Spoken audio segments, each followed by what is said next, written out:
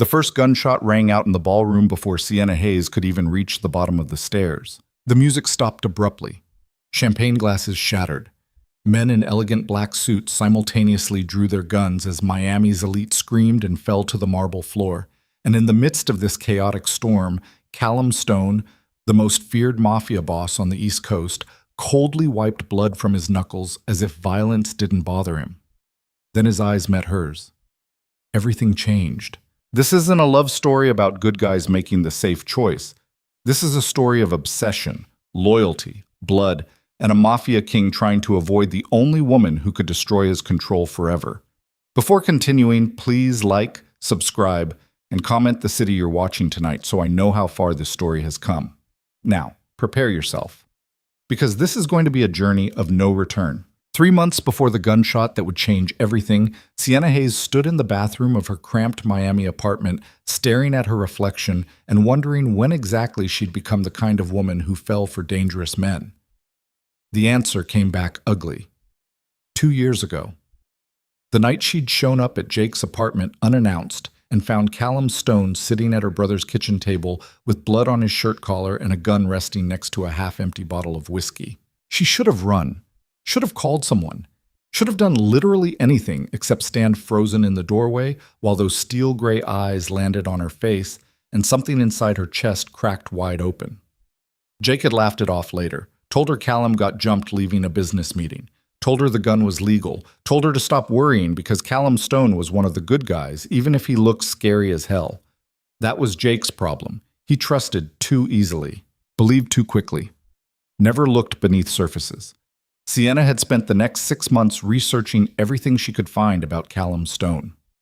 Property records, business filings, news articles that mentioned his name then mysteriously disappeared from archives, federal investigations that went nowhere, witnesses who recanted statements, prosecutors who suddenly retired. The pattern became obvious fast. Callum Stone wasn't just rich, he was untouchable. And the reason he was untouchable had nothing to do with lawyers and everything to do with fear. Now here she stood 2 years later working as an administrative assistant at the Meridian Hotel, a position she'd specifically applied for because Callum owned the building, carrying coffee upstairs twice a week like some lovesick teenager instead of a 24-year-old woman with a college degree and actual career prospects. Pathetic didn't even begin to cover it. Sienna grabbed her bag and headed out the door before she could talk herself into calling in sick. The morning commute through downtown Miami moved at its usual crawl. Traffic thick enough to suffocate. Heat already climbing past comfortable even though sunrise had barely finished. Sienna sat in her aging Honda wondering for the 1,000th time what the hell she thought she was doing. Callum Stone didn't date, didn't do relationships, didn't even acknowledge women existed most of the time unless they worked for him or tried to kill him. The few times paparazzi had caught him with someone on his arm, the women looked like they'd walked straight out of Milan Fashion Week. Tall, perfect, untouchable in ways Sienna would never be. She pulled into the employee parking garage and killed the engine.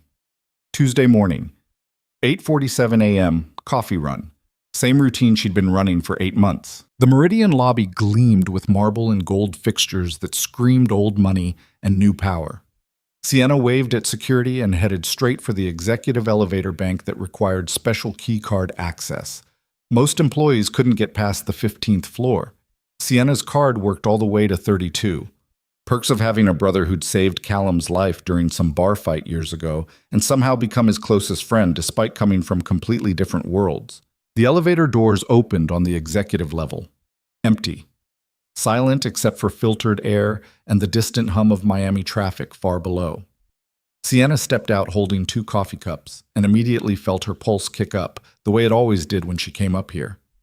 Callum stood near the floor-to-ceiling windows overlooking Biscayne Bay. Dark suit, phone pressed to his ear, speaking rapid Italian to someone who clearly wasn't happy based on his tone. 2 bodyguards flanked the hallway entrance, both armed, both watching her like she might pull a weapon out of her purse. Sienna had learned months ago to ignore them. Callum ended his call mid-sentence and turned. Their eyes met across 30 feet of expensive flooring. Something dangerous moved through the space between them. Always did, every single time. "Leave us," Callum said without looking at the bodyguards. They disappeared immediately, that fast, that obedient. Because when Callum Stone gave orders, people followed them, or they stopped being people who mattered. Sienna crossed toward him slowly. Bad call? They're all bad calls lately. His voice came out rough, exhausted, like he'd been awake for 3 days straight running on nothing but caffeine and violence. She held out the extra coffee. You look like death. Appreciate the honesty. Someone needs to give it to you. A corner of his mouth twitched, almost a smile. Not quite. Callum took the cup and their fingers brushed. Electricity shot straight up Sienna's arm, hard enough to make her breath catch. Stupid. So goddamn stupid. You shouldn't keep coming up here alone, Callum said. We've had this conversation. And you keep ignoring it. Because you're being paranoid. His eyes went flat. 3 people tried to kill me last month. The casual way he said it made Sienna's stomach drop. You're serious. I'm always serious. That's not normal, Callum. Nothing about my life is normal. He moved past her toward the desk, and Sienna caught the scent of expensive cologne mixed with something darker. Whiskey, maybe, or gun oil. She couldn't tell anymore. Why do you stay? She asked suddenly. Callum paused. Stay where? In this life. This world. You have enough money to disappear. Live somewhere quiet. Stop looking over your shoulder every 5 seconds. He laughed once, dark and bitter. You think it works like that? Doesn't it? No. Callum turned back toward her, and suddenly the distance between them felt too small and too large at the same time. You don't just walk away from what I've built, what I've done. There's no retirement plan for men like me, Sienna. There's only forward until someone puts a bullet in your head or the feds finally get lucky. The honesty hit like a slap. Sienna's throat tightened. That's bleak. That's reality. And you're fine with it. His jaw flexed. What I'm fine with stopped mattering a long time ago. Silence stretched between them, heavy enough to crush. Sienna should have left, should have walked back to the elevator and stopped this insane ritual she'd been running for months. Instead, she stepped closer. You ever think about getting out? Every day?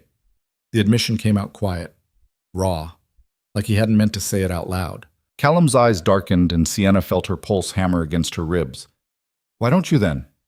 Because every time I think about leaving, someone reminds me why I can't. Who? He didn't answer, just looked at her. Really looked. And Sienna understood. She was the reminder, her and Jake both. The only 2 people in Callum's life who weren't there because of money or fear or obligation. The only 2 people who saw him as something other than a weapon. Callum? You need to stop this, he cut in. Stop what?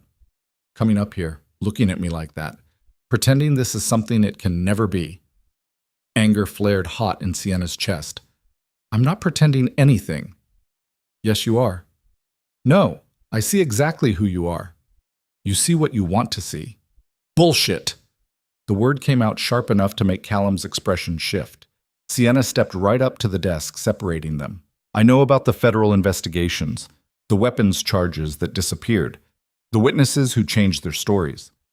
I know half the cops in Miami are on your payroll, and the other half are too scared to touch you. I know you've killed people, probably a lot of people. Callum went completely still, dangerous still, the kind of stillness that preceded violence. Careful, he said softly. Why? You going to have me killed for knowing the truth? Don't be stupid. Then stop treating me like I'm naive. His hands flattened on the desk. You have no idea what you're talking about. I have every idea.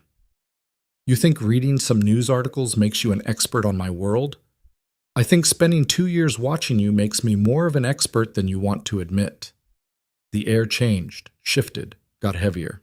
Callum moved around the desk so fast, Sienna barely had time to register it before he was standing close enough that she had to tilt her head back to maintain eye contact. You want the truth? He asked quietly. Yes. Fine. I've killed 17 people. 14 deserved it.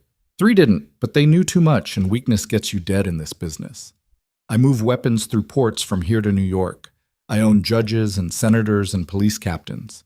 I've ordered hits on men with families. I've burned buildings with people still inside because they betrayed me. And every single night I go to sleep knowing I'm going straight to hell when this is over. Sienna's heart slammed against her ribs.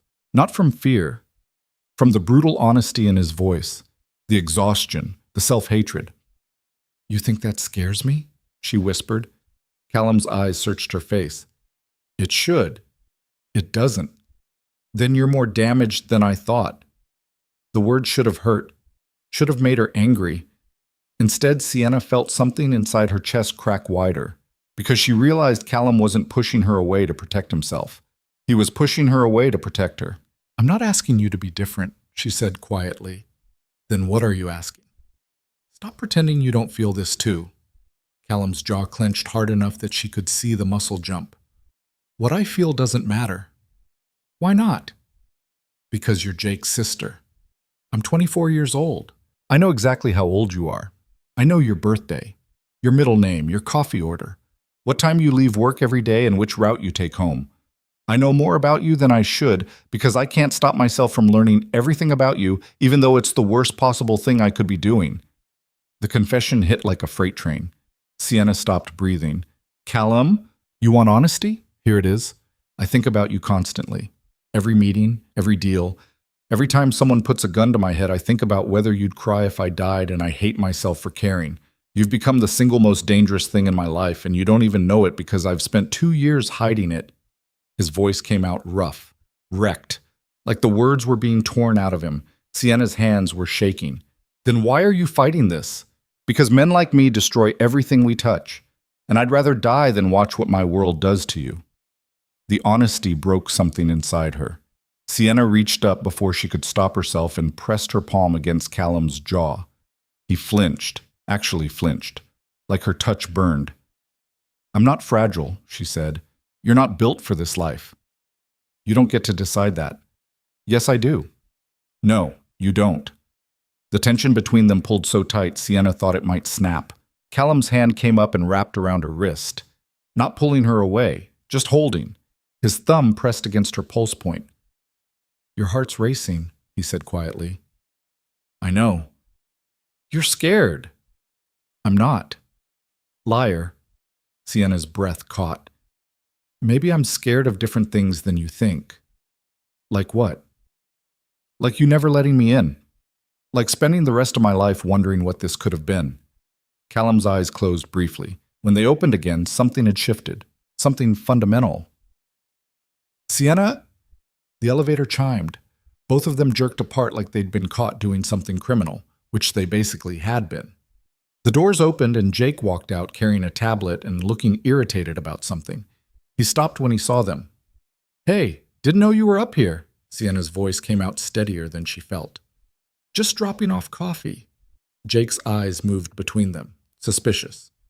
"You okay?" "Fine," Callum said immediately. "Too fast. Too controlled." Jake frowned but didn't push it. "We've got that investor call in 10. You ready?" "Yeah." Callum's voice had gone completely flat. Business mode. Nothing left of the raw honesty from 30 seconds ago. Jake grabbed a file from the desk and headed back toward the elevator. "You coming?" he asked Sienna. "In a minute. Don't let him work you too hard. He's emotionally constipated." Callum's expression went dark. "I'm standing right here." "Yeah, and you haven't taken a vacation in 6 years, so my point stands." The elevator doors closed on Jake's retreating back. Silence crashed down.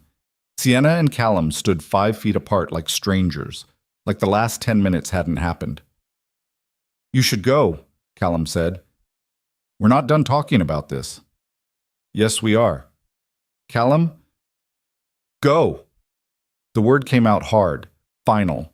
Sienna felt anger and hurt twist together in her chest. "You're a coward," she said quietly. His eyes snapped to hers. "What?" "You heard me. You're a coward. You run entire criminal operations, but you're too scared to admit you want something that might actually make you happy." Callum's hands clenched into fists. "You don't know what you're talking about." "I know exactly what I'm talking about. You're terrified, not of your enemies, not of the feds, of this, of me, of feeling something that doesn't involve violence." "Sienna, no, You don't get to shut me down this time. She crossed the space between them. Callum didn't move, didn't back away, just stood there watching her like she was a bomb about to detonate. Sienna stopped close enough to feel his body heat. I'm not going anywhere, she said. You can push me away. You can tell yourself it's for my own good. But I'm not leaving, and eventually you're going to have to decide if you're brave enough to let someone in or if you're going to die alone because you were too scared to try. The words hung between them. Heavy. True. Callum's throat worked. You're making a mistake. That's my choice to make. Not if it gets you killed. Then protect me. His eyes went dark. I'm trying to. No. You're trying to control this by keeping me at arm's length. That's not protection. That's fear. Callum's control cracked. Just slightly. Just enough that Sienna saw something wild and desperate flash across his face. You think I don't want you? He asked roughly. You think I don't lie awake every night thinking about what it would be like to touch you, to have you, to keep you? Sienna's breath stopped. Then why? Because wanting something doesn't make it right. Because men like me don't get happy endings. Because every person who gets close to me ends up dead or broken, and I refuse to let that happen to you. The confession hit like a physical blow. Sienna felt tears burn behind her eyes but refused to let them fall. You don't get to decide that for me. Watch me. He turned away. Dismissal, clear and final. Sienna stood there for 5 seconds, feeling her heart crack apart in her chest. Then she walked to the elevator without another word. The doors closed. The world moved. She made it exactly 3 floors before the tears started. Mark. The rest of Tuesday passed in a blur. Sienna buried herself in paperwork and avoided the executive level like it was contaminated. Her phone buzzed twice with texts from Jake asking if she wanted to grab dinner. She ignored both. At 6:15, she clocked out and headed for the parking garage. The Miami heat hit like a wall. Even late afternoon, it felt like breathing through wet towels. Sienna unlocked her Honda and was halfway into the driver's seat when someone spoke behind her. Miss Hayes! She spun. A man stood 10 feet away. Expensive suit, cold eyes, face she didn't recognize. 2 more men flanked him. All 3 looked like they'd walked straight out of a mob movie. Sienna's hand tightened on her car door. Can I help you? Mr. Volkov would like a word. Her blood went cold. Dmitry Volkov. She'd seen the name in her research on Callum, Russian Mafia, arms dealer, one of Callum's primary competitors. I don't know who that is, she lied. The man smiled. It didn't reach his eyes. Yes, you do. Please come with us. I'm not going anywhere. That wasn't a request.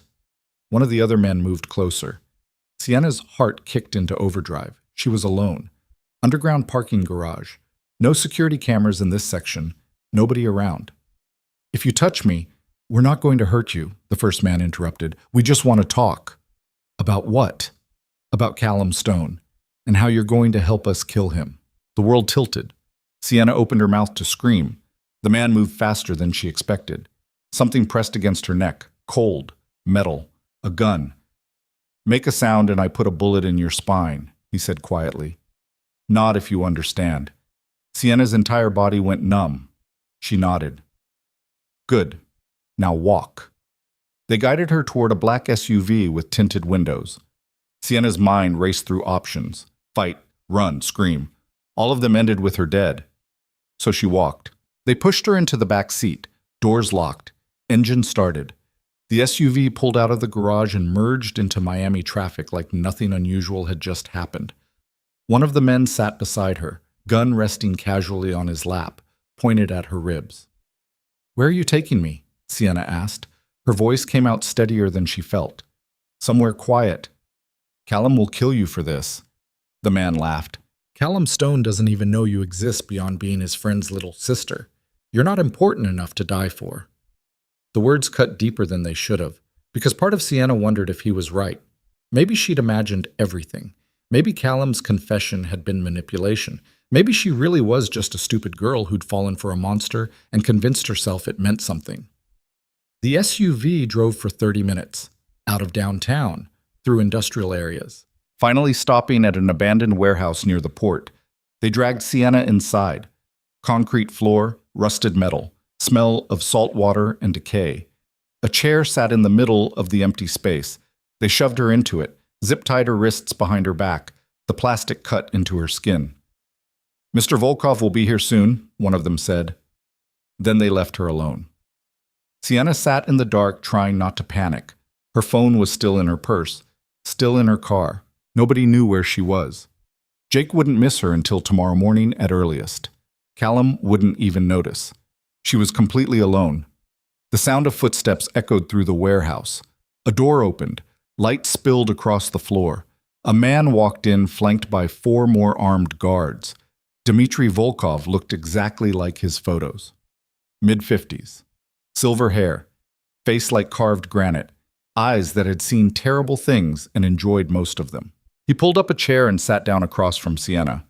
"Miss Hayes, thank you for joining us." "I didn't have much choice," he smiled. "No, you didn't." Volkov leaned back and studied her like she was an interesting insect. "You work for Callum Stone." "I work at the Meridian Hotel." "Same thing." "Not really." "Don't play stupid. It doesn't suit you." Sienna's heart hammered, but she kept her voice level. "What do you want?" "Information, access, a way inside Callum's organization." "I don't have any of that." "I think you do." "Then you're wrong." Volkov's smile faded. "Here's what's going to happen. You're going to tell me Callum's schedule, his security protocols, where he goes when he's not at the hotel, who he trusts. And in exchange, I won't kill your brother." The threat landed like a punch. Jake has nothing to do with this. Jake has everything to do with this. He's Callum's only friend, which makes him leverage. Sienna's mind raced. "I don't know anything useful. You're lying." "I'm not. I'm an administrative assistant. I file paperwork and get coffee. That's it." Volkov stood abruptly, crossed to where she sat, backhanded her across the face. Pain exploded through Sienna's jaw. Blood filled her mouth. "Try again," Volkov said calmly. Sienna spit blood onto the concrete. "Go to hell." He hit her again, harder this time. Her vision blurred. "I can do this all night," Volkov said. "Eventually, you'll talk." They always do. Sienna's ears rang. Her face throbbed. But she didn't say anything. Couldn't. Because the moment she gave Volkov information about Callum, Jake would be in danger. And despite everything, despite the rejection and the hurt and the anger, Sienna would die before she let anything happen to either of them. Volkov raised his hand again. The warehouse door exploded inward. Gunfire erupted. Muzzle flashes lit up the darkness like lightning. Men screamed. Bodies hit the floor. And through the chaos walked Callum Stone with a gun in each hand and murder written across his face. The gunfire stopped as suddenly as it started. Silence crashed down heavy enough to suffocate. Sienna's ears rang. Blood dripped from her split lip onto her shirt. Her wrists screamed where the zip ties cut into skin. But none of that mattered because Callum Stone stood 15 feet away with smoke curling from both barrels and bodies scattered around him like fallen chess pieces. His eyes found hers. Something in his expression made her forget how to breathe. Not anger. Worse, relief mixed with absolute fury. "Close your eyes," Callum said. His voice came out flat, dead calm. The kind of calm that preceded terrible violence. "Callum, close your eyes." Sienna squeezed them shut. More gunshots, execution shots, close range, methodical, making sure the dead stayed dead. Then footsteps crossed the concrete toward her. A knife blade cut through the zip ties. Callum's hands gripped her arms and pulled her to standing. "Can you walk?" Sienna nodded. Her legs shook but held. "Good. We need to move." He guided her toward the destroyed entrance where more armed men waited.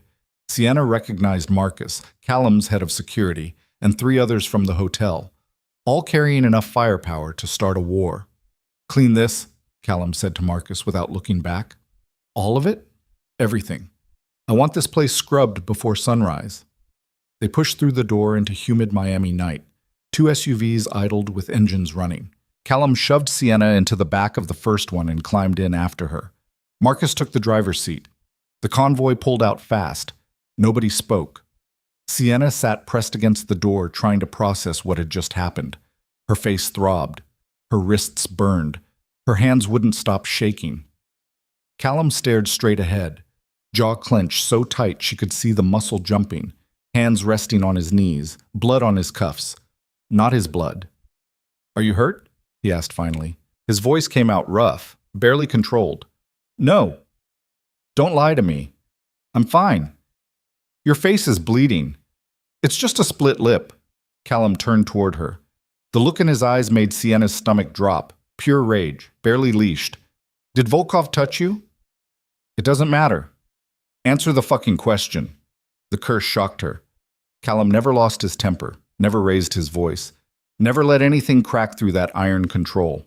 "He hit me," Sienna admitted quietly. "Twice. That's all." Callum's hands curled into fists. "Where?" "Callum, where did he hit you?" The intensity in his voice made her throat tighten. "My face, just my face. He wanted information." "What kind of information?" "About you, your schedule, security. He wanted inside access to kill you." "What did you tell him?" "Nothing." Callum's eyes searched her face. "Nothing?" "Nothing." Something shifted in his expression. "He beat you and you gave him nothing." It wasn't a question. Sienna met his stare. "What did you think I'd do?" "Most people talk." "I'm not most people." The corner of Callum's mouth twitched, almost a smile. Not quite. But the rage in his eyes dimmed slightly. The SUV turned onto the highway heading north out of Miami proper. Sienna watched streetlights blur past. "Where are we going?" "Somewhere safe." "That's not an answer." "It's the only one you're getting right now." She should have pushed, should have demanded real answers, but exhaustion hit like a freight train, and suddenly Sienna couldn't think past the adrenaline crash making her entire body shake. Callum noticed. He always noticed. "Come here," he said quietly. "What?" "You're going into shock. Come here." Sienna hesitated, then shifted across the seat until she was pressed against his side. Callum's arm came around her shoulders, solid, warm, anchoring. "Breathe," he said against her hair. Sienna tried. Her lungs hitched. "I thought—" She stopped, started again. "I thought nobody would find me." Callum's arm tightened. "I will always find you." The certainty in his voice broke something loose in her chest. Sienna turned her face into his shoulder and finally let herself fall apart. "But—" They drove for 40 minutes, past city limits, into the kind of rural Florida most tourists never saw. The SUV finally turned down a private road cutting through dense palmetto scrub. A gate appeared. Armed guards waved them through. Half a mile later, they pulled up to a sprawling, single-story house built like a fortress. Stone walls, bulletproof windows, security cameras covering every angle. Marcus killed the engine. "All clear, boss." Callum helped Sienna out of the vehicle. Her legs barely worked. He kept one hand on her elbow, guiding her toward the entrance. Inside looked nothing like a safe house. Expensive furniture, original art, floor-to-ceiling windows overlooking a lake that probably had alligators. "Sit," Callum ordered. Sienna collapsed onto the nearest couch. Callum disappeared into another room and came back carrying a first aid kit. He crouched in front of her and started cleaning the blood off her face with movements so gentle they didn't match the violence she'd just witnessed. "This might sting," he warned. Antiseptic burned against her split lip. Sienna hissed, "Sorry." "It's fine." "It's not fine. None of this is fine." His jaw clenched again. Sienna caught his wrist. "How did you find me?" "I track your phone." The admission should have angered her, should have felt like a violation. Instead, it just felt like Callum. "Of course you do." "I track everyone close to me." "Control freak?" "Paranoid." "Same thing." His mouth twitched again. Callum finished cleaning her face and sat back on his heels. "When your location went dark in that parking garage, I knew something was wrong. Pulled security footage, saw them take you, ran their plates, tracked the vehicle to the warehouse." "How long did all that take?" 37 minutes from the time you were taken to the time I walked through that door." "Less than 40 minutes." Sienna's throat tightened. You could have called the police. Callum's eyes went dark. Police can't move that fast, and I wasn't risking your life on their incompetence. So you just brought an army. I brought enough men to make sure everyone who touched you died screaming. The casual brutality of the statement should have scared her, should have reminded her exactly who Callum Stone was. Instead, Sienna felt something warm and dangerous unfurl in her chest. Thank you, she said quietly. Callum stood abruptly. Don't thank me. This is my fault. How is this your fault? Volkov took you to get to me.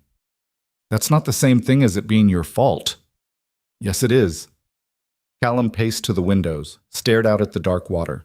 I told you staying close to me was dangerous. I told you people would use you against me, and you didn't listen. Anger sparked in Sienna's chest. So this is my fault now? That's not what I said. It's exactly what you said.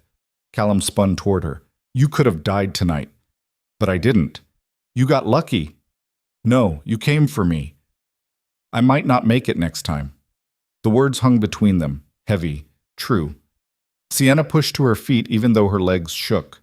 Is that what this is about? You're scared? I'm being realistic. You're running. I'm protecting you. By pushing me away? Yes. That's bullshit and you know it. Callum's control cracked. What do you want from me, Sienna? You want me to admit I care about you? Fine. I care. I care so much it's eating me alive. Every day I see you at that hotel, and every day I have to pretend I don't want to burn the entire world down to keep you safe. Is that what you wanted to hear? The confession hit like a physical blow. Sienna crossed the room. Callum didn't move, didn't back away. Just stood there watching her with something wild and desperate in his eyes. Yes, she said, that's exactly what I wanted to hear.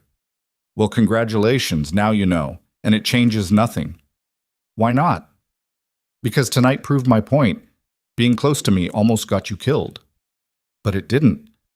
Next time you might not be so lucky. Then don't let there be a next time. Callum laughed, dark and bitter. You think it works like that? I think you're making excuses. I'm being realistic about the kind of life I live. Then change it. I can't. Won't, Sienna corrected. You won't change it because you're scared of what happens if you let yourself want something that isn't about power or control. His eyes went flat, dangerous. You don't know what you're talking about. I know exactly what I'm talking about. You're terrified, not of Volkov, not of the feds, of this, of me, of feeling something that doesn't involve violence. Stop. No. Sienna stepped closer, close enough to feel his body heat. You want to know what I think? Not particularly. I think you're more scared of being happy than you are of dying. The words landed like bullets. Callum's jaw clenched so hard she heard his teeth grind. Get some rest, he said finally. We'll talk in the morning. We're talking now. No, we're done talking. He turned away. Dismissal, clear and final. Rage flooded through Sienna hot enough to burn. You're a coward. Callum stopped, went completely still. What did you just say? You heard me? You're a coward. You run criminal empires, but you're too scared to let someone in. He turned back slowly. The look on his face should have made her step back, should have made her shut up. Instead, Sienna stepped closer. You're brave enough to kill people, brave enough to go to war, but you're too much of a coward to let yourself love someone. Love? Callum's voice came out deadly quiet. You think you love me? Yes. You're delusional. I'm honest. You're naive. Stop insulting me and admit you feel the same way. I don't. Liar. Callum moved so fast Sienna barely registered it. 1 second she was standing her ground. The next he had her backed against the wall with both hands braced on either side of her head, caging her in, his face inches from hers. You want honesty? He asked roughly. Fine. I think about you constantly, when I'm in meetings, when I'm moving weapons, when I'm killing people. You're there, always, like a fucking ghost I can't exorcise. And it's driving me insane because I know this ends badly. I know eventually someone uses you against me and you end up dead because I was too selfish to stay away. Sienna's heart hammered against her ribs. That's not honesty. That's fear. It's both. Then stop being afraid. I can't. Try. Callum's eyes dropped to her mouth. His breathing roughened. The tension between them pulled so tight it felt like it might snap. If I kiss you right now, I'm not stopping, he said quietly. Sienna's breath caught. Good. Sienna, stop talking and kiss me already.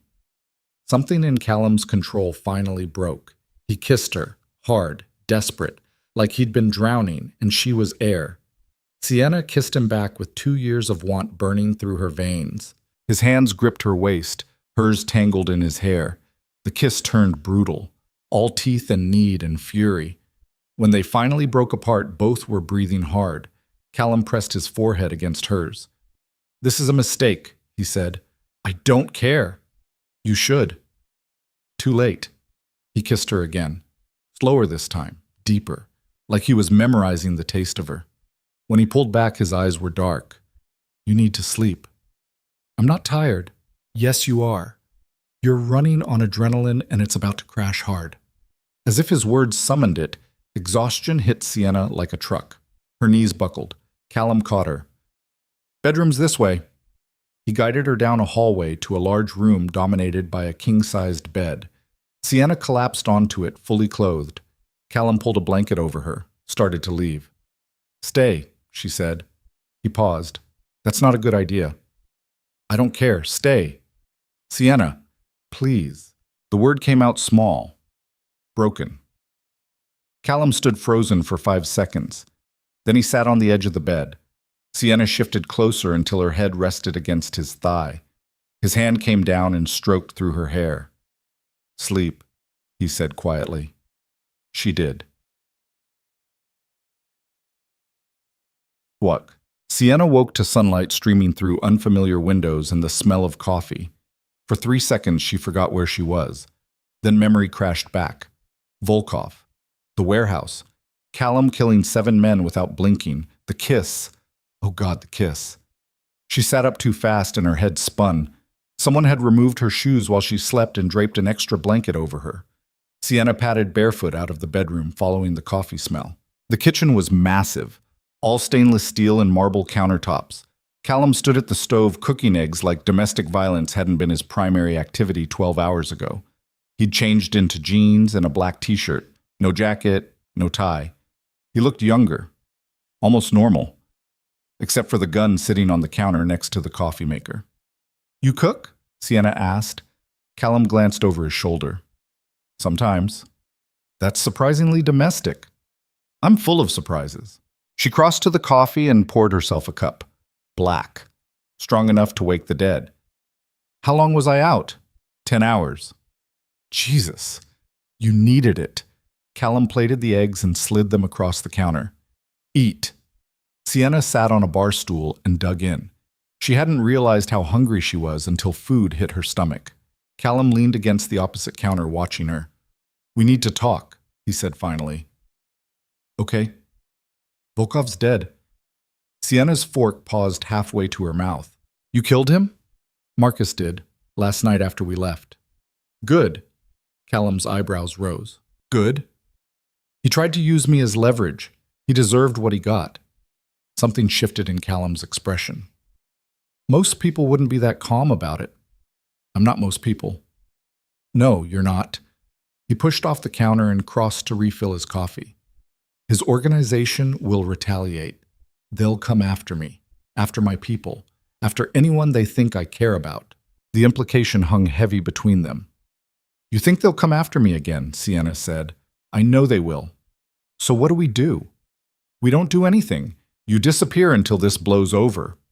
Anger sparked in Sienna's chest. Excuse me? I'm sending you somewhere safe, out of state, new identity, protection detail. You'll be gone 6 months minimum. Like hell I will. Callum's jaw clenched. This isn't a discussion. You're right, it's not. Because I'm not going anywhere. Sienna. No, you don't get to make this decision for me. Yes, I do.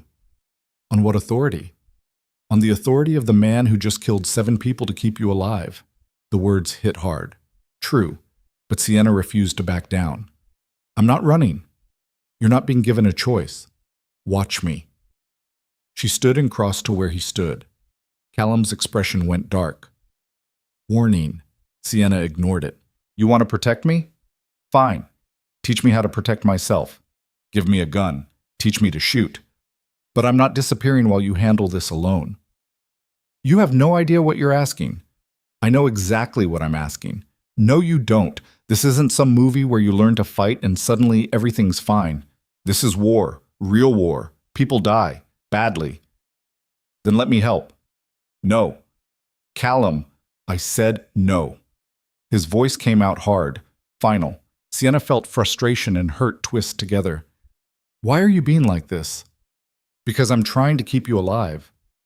By controlling me? By making the hard choices you're too stubborn to make yourself. The accusation stung. You're an asshole. I know. I'm serious. You kiss me. You tell me you care.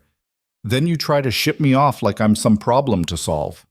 Callum set his coffee down carefully. Too carefully. You want the truth? Always. Fine. Last night when I walked into that warehouse and saw you tied to that chair with blood on your face, I almost lost my mind. For 10 seconds, I forgot every rule I've ever lived by, every bit of control I've built. All I could think about was killing everyone in that building, and I didn't care if it started a war. I didn't care if it brought the feds down on me. I didn't care about anything except getting to you. His voice came out rough, raw. That kind of reaction gets people killed, not just me, everyone around me. So yes, I'm trying to ship you off somewhere safe because the alternative is watching you die because I couldn't keep my feelings under control. The confession hit like a freight train. Sienna's throat tightened. You're doing it again. Doing what? Making decisions based on fear instead of trust. I don't trust my enemies. I'm not talking about your enemies. I'm talking about trusting me. Callum laughed once, dark and bitter. You want me to trust you to survive in my world? Yes. That's insane. Maybe. But it's what I'm asking. They stared at each other across 5 feet of expensive flooring, neither willing to back down. Finally, Callum looked away. Jake's going to lose his mind when he finds out. The abrupt topic changed through Sienna. Finds out what? About us. About last night. All of it. Guilt twisted in her stomach. We have to tell him. I know. He's going to be pissed. Probably. He might try to kill you. Callum's mouth twitched. He can try. Despite everything, Sienna almost laughed. The moment broke. Callum crossed to her, cupped her face gently. His thumb traced over her split lip. I meant what I said last night. Which part? All of it. Sienna's breath caught. So did I. He kissed her, soft this time, gentle, like she might break. When he pulled back, his eyes were serious. If you stay in this, you follow my rules. You don't go anywhere without security. You learn to shoot. You check in every 4 hours. And if I tell you to run, you run without asking questions. That's a lot of rules. Take it or leave it. Sienna pretended to consider. Fine. But I have conditions too. Like what? You stop shutting me out. You tell me the truth even when it's ugly. And you stop making decisions about my life without talking to me first. Callum's jaw flexed. Deal. They shook on it. Formal. Binding. Then Callum's phone buzzed. He checked it, and his expression went dark. What? Sienna asked. Marcus just sent a photo. He turned the screen toward her. Sienna's blood turned to ice.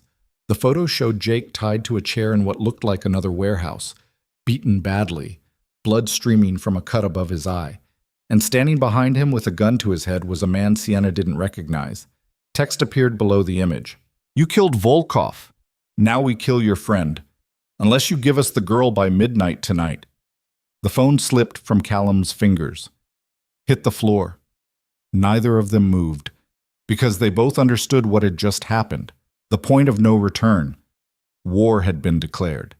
And Jake was the opening casualty. The phone lay shattered on the marble floor. Neither of them moved. Sienna stared at the broken screen still showing Jake's bloodied face and felt something cold and terrible settle into her bones. Callum picked up the phone with movements so controlled they looked mechanical. Marcus, he said into it. Get everyone to the safe house now. Full tactical. We move in 30 minutes. He ended the call, turned toward Sienna. His eyes had gone completely flat, empty. The look he got before he killed people. Pack light, he said. 1 bag. Clothes you can move in. Sienna's brain finally caught up. What are you planning? A trade? No. It's not up for discussion. Like hell it's not. She crossed the space between them and grabbed his arm. Callum looked down at her hand, then back up at her face. Let go. No, you're not trading me for Jake. Yes, I am.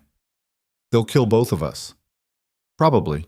The casual acceptance in his voice made Sienna's blood run cold. Then what's the point? The point is, I get Jake out alive.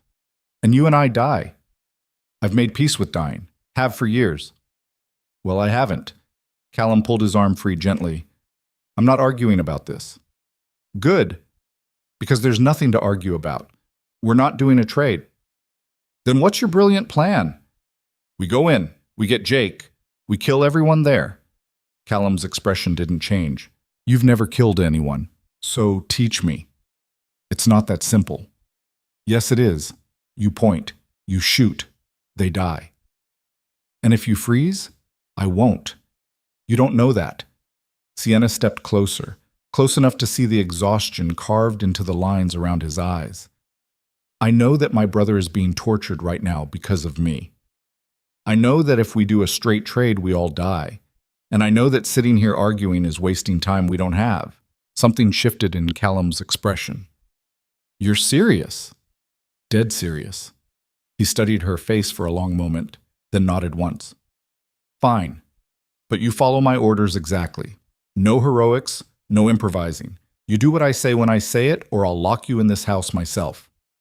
Deal. Callum pulled his phone back out and made 3 calls in rapid succession, each one clipped. Professional. Terrifying in how casually he discussed tactics and body counts. When he finished, he looked at Sienna. Get changed. Something dark. No jewelry. Hair tied back. She didn't argue. 20 minutes later, Sienna stood in the bathroom staring at her reflection. Black jeans, black long-sleeve shirt, hair pulled into a tight ponytail, face pale enough to look like a ghost. Her hands shook. She pressed them flat against the counter and forced herself to breathe. In through the nose, out through the mouth, like her therapist had taught her years ago when panic attacks used to wake her at 3 a.m. Except this wasn't a panic attack. This was real. Jake was being held by men who wanted her dead. Callum was planning a rescue mission that would probably end with all of them in body bags. And somehow in the past 12 hours, Sienna had gone from administrative assistant to active participant in a mob war. The absurdity of it should have made her laugh. Instead, she felt nothing but cold determination. A knock on the door. You ready? Callum's voice. Sienna opened it. He stood in full tactical gear, Kevlar vest, multiple weapons, radio clipped to his shoulder. He looked like he'd walked straight out of a military operation, which he basically had. Callum's eyes moved over her. This is your last chance to back out. I'm not backing out. If this goes wrong, it won't. Sienna, I said I'm not backing out. He searched her face, then handed her a gun. Glock 19. Black, cold, heavier than she expected. Safety's here, Callum said, pointing. 15 rounds. Point and shoot. Don't think. Don't hesitate. And for God's sake, keep your finger off the trigger until you're ready to fire. Sienna took the weapon. Her hands still shook, but she forced them steady. Okay. We go in quiet. Suppressed weapons. Marcus will handle entry. I'll clear the primary space. You stay behind me at all times. If shooting starts, you find cover and stay down. Understood? Understood. Callum reached out and cupped her face. His thumb traced her cheekbone. If something happens to me, nothing's going to happen. If something happens, he continued like she hadn't spoken, Marcus will get you out. You go with him. No arguments, no looking back. You run, and you don't stop until you're somewhere safe. Sienna's throat tightened. Callum, promise me. The intensity in his eyes left no room for argument. I promise. He kissed her, hard and desperate, like it might be the last time. When he pulled back, his expression had gone cold again, professional. Let's move.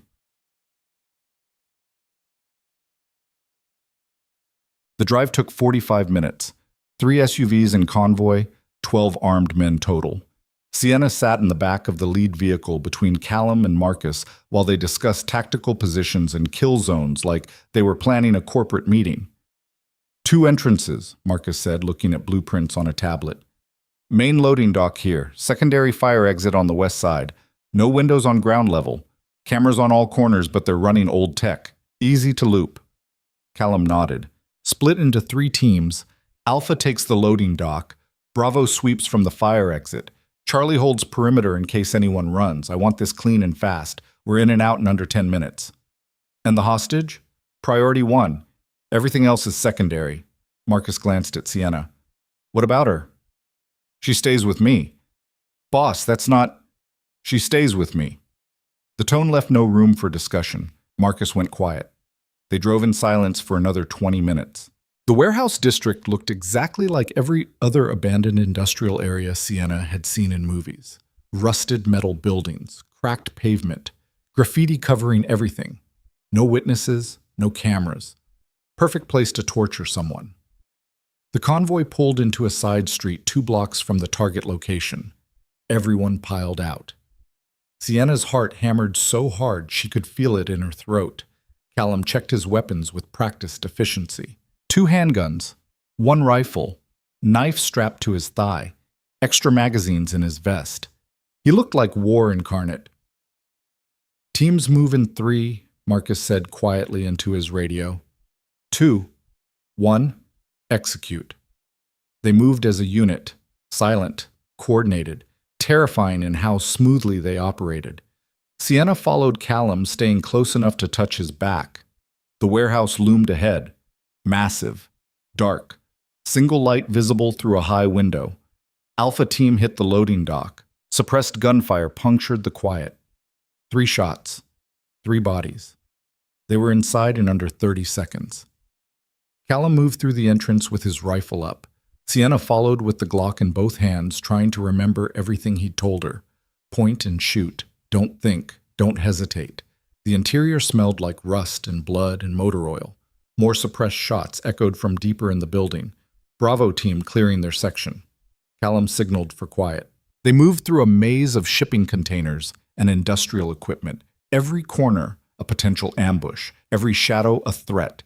Sienna's entire body felt like a live wire. Then they heard voices. Male, Russian accents, laughing about something. Callum held up a fist. Everyone froze. He pointed to Marcus, then gestured left. Marcus nodded and disappeared with 2 men. Callum looked at Sienna, pointed down. She crouched behind a container. He moved forward alone. The voices got louder, then stopped abruptly. More suppressed gunfire, heavier this time, not suppressed. Someone screamed. Sienna pressed herself flat against the container with her heart trying to punch through her ribs. Clear, Callum's voice. She rounded the corner, 4 bodies on the ground, blood spreading across concrete, and in the center of the space tied to a chair was Jake, alive. Barely. His face looked like ground meat, one eye swollen completely shut, lips split so badly she could see teeth through the tear, but breathing. Sienna ran to him. Jake? Jake, can you hear me? His good eye cracked open, focused on her face. Sigh. His voice came out thick, slurred. The hell you doing here? Getting you out. Callum cut through the zip ties. Jake slumped forward. Sienna caught him. He was heavier than he looked. Can you walk? Callum asked. Give me a minute. We don't have a minute. More gunfire erupted from outside the building. Automatic weapons this time. Heavy caliber. Contact, Marcus's voice over the radio. Multiple hostiles incoming from the east. We're pinned down. Callum cursed. He pulled Jake to his feet and half carried him toward the exit they'd entered through. Sienna followed with her weapon up. They made it maybe 30 feet before the world exploded. An explosion tore through the eastern wall. The shockwave knocked Sienna off her feet. Her ears rang. Dust and debris rained down. She couldn't see. Couldn't hear anything except a high-pitched whine. Strong hands grabbed her arms, pulled her upright. Callum's mouth moved, but she couldn't hear the words. He pointed toward a door. They ran. Behind them, automatic gunfire shredded the air. Bullets punched through metal containers, sending sparks flying. Callum shoved Sienna and Jake through the door first. They tumbled into a narrow hallway. More explosions. The building shook. "This is a setup," Jake gasped. "They knew you'd come." Callum's expression went dark. "How many?" "At least 20, maybe more. They've been calling in reinforcements all day." "Why didn't you tell them anything?" Jake laughed, wet and painful. "Fuck you. I'm not a rat." Despite everything, Sienna almost smiled. Classic Jake. Beaten half to death and still throwing attitude. Callum spoke into his radio. "All teams fall back to secondary extraction point. We're compromised. I repeat, we are compromised." Static answered. Then Marcus's voice, strained. "Boss, we've got a problem. Talk to me." "They're not trying to kill us." "What?" "They're hurting us, pushing us toward the center of the building." Sienna's blood went cold. Callum understood it the same time she did. This wasn't a rescue. It was a trap. And they'd walked right into it. "Everyone out now," Callum ordered. "Forget the extraction point. Just get out of the building." "Copy that." They moved down the hallway at a run. Jake stumbled between them, barely able to stay upright. The hallway opened into a massive central space, 50 feet across. Containers stacked 3 high, creating artificial walls. And standing in the center, surrounded by 30 armed men, was someone Sienna recognized. Her heart stopped. No, it couldn't be. But there he stood, clean suit, smug expression, looking completely comfortable despite being surrounded by Russian mobsters. Thomas Chen, Callum's business partner, the man who'd helped him build the Meridian Hotel empire, the man Jake had introduced to Callum 8 years ago, Callum's oldest friend besides Jake. "Tommy?" Callum's voice came out confused, disbelieving. Thomas smiled. "Hey, Cal. Been a while. What are you doing here? What does it look like? I'm the reason Jake's tied to a chair. I'm the reason Volkov grabbed your girl. I'm the reason you're about to die in this shithole warehouse." The words hung in the air, heavy, impossible. Callum lowered his rifle slowly. "You're working with Volkov's people. Was working with Volkov. Then you killed him. So now I'm working with his successor." Thomas gestured to a man standing beside him. Tall, cold eyes. Expensive suit that didn't match the warehouse setting. "This is Viktor Volkov, Dmitri's younger brother. He's been very eager to meet you." Viktor stepped forward. "Callum Stone, the great untouchable crime lord. You killed my brother, beat him to death in his own warehouse." "Marcus killed him," Callum corrected. "I was busy saving Sienna." "Semantics. You gave the order. That makes you responsible." Callum's grip tightened on his rifle. "So this is revenge. This is business. My brother was sloppy, emotional. He let personal grudges cloud his judgment. I don't make that mistake." "What do you want?" "Everything you own, your territories, your operations, your connections, all of it transferred to me within 24 hours, or everyone you care about dies screaming." Sienna felt her legs go weak. This wasn't just a trap. It was a hostile takeover. Callum looked at Thomas. "How long?" "How long what?" "How long have you been planning this?" Thomas shrugged. 3 years, give or take, ever since you shut me out of the expansion into New York. "You remember that, Cal? How you told me I wasn't ready for the big leagues? How you made me look weak in front of the families? You weren't ready. You would have gotten yourself killed. And that's your problem. You think you know what's best for everyone. You make decisions without asking. You control everything and everyone around you like we're all just pieces on your chessboard." Bitterness dripped from every word. Sienna saw it now. The resentment, the anger. How long had Thomas been carrying this? "So you sold me out," Callum said quietly. "I liberated myself. And once Victor takes over your operations, I'll be his second. Real power, not the scraps you threw my way. They'll kill you the moment you're not useful anymore." "Maybe. But at least I'll have tried, instead of living in your shadow forever." The honesty in his voice made it worse somehow. Thomas actually believed what he was saying, actually thought this was the right move. Callum's expression had gone completely blank, the look he got before he did terrible things. "Last chance, Tommy. Walk away now, and I'll let you live." Thomas laughed. "You're in no position to make threats. You're outnumbered 6-1. Half your men are dead, the others are scattered, and I've got your precious girl and your best friend right here." He pulled a gun and pointed it at Jake's head. So here's what's going to happen. You're going to drop your weapons, you're going to get on your knees, and you're going to watch while I put a bullet in Jake's brain. Then we'll discuss terms. The warehouse went silent. Nobody moved. Nobody breathed. Sienna's hand tightened on the Glock hidden behind her back. Point and shoot. Don't think, don't hesitate. Callum started to lower his rifle. Wait, Sienna said. Everyone's attention swung toward her. You want me right? That's what this whole thing was about, using me as leverage. Victor smiled. Smart girl. So take me. Let them go. I'll cooperate. I'll do whatever you want. No, Callum said immediately. Cal, shut up, Sienna snapped. She stepped forward away from him, away from Jake, hands visible, gun still hidden in her waistband beneath the black shirt. I'm the one who's valuable. Not Jake. Not Callum's operations. Me. Because as long as you have me, you can control him. Victor's expression shifted. Interested. You think you're that important to him?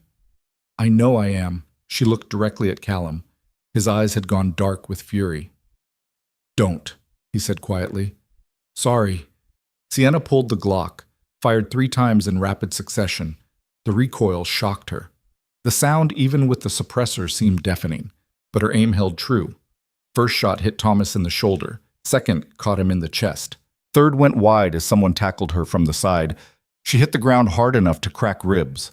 The gun went flying. Then chaos erupted. Callum opened fire with the rifle. Controlled bursts, dropping men with mechanical precision. Marcus and the remaining team members poured in from side entrances. Gunfire thundered from every direction. Sienna scrambled for cover behind a shipping container with her ears ringing and her hands shaking so badly she could barely function. She'd just shot someone. Actually pulled the trigger. Watched him fall. The shock of it hit delayed, made her stomach heave. She pressed her back against cold metal and tried not to vomit. More gunfire. Screaming. The wet sound of bullets hitting flesh. Then silence. Sudden and complete. Sienna's breathing sounded too loud in the quiet. Footsteps approached. She tensed. Callum rounded the container. Blood spattered across his face. None of it his. You okay? She nodded. Couldn't speak. He pulled her to her feet. We need to move. Building's compromised. Jake. Marcus has him. Come on. They ran through the carnage, bodies everywhere. Some she recognized from Callum's team. Most she didn't. The central space looked like a war zone. Thomas lay on his back staring at nothing. Dead.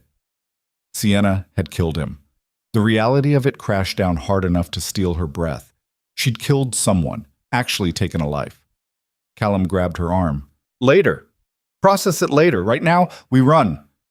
They burst out of the warehouse into bright afternoon sunlight that seemed obscene given what they'd just left behind. 2 SUVs waited with engines running. Marcus already had Jake loaded in the back of one. Go, Callum ordered. Get him to the safe house, doctor. We're right behind you. Marcus pulled out fast. Callum shoved Sienna into the second vehicle and climbed in after her. They were 3 blocks away when the warehouse exploded. The blast wave rocked the SUV. Sienna looked back to see flames climbing into the sky. They rigged it, Callum said quietly. Who? Victor's people. Probably set to blow whether we escaped or not. Jesus. The word came out weak. Sienna started shaking, couldn't stop, her hands, her shoulders, her entire body vibrating with adrenaline crash and shock. Callum pulled her against his side. Breathe. I killed him. I killed Thomas. I know. He was your friend.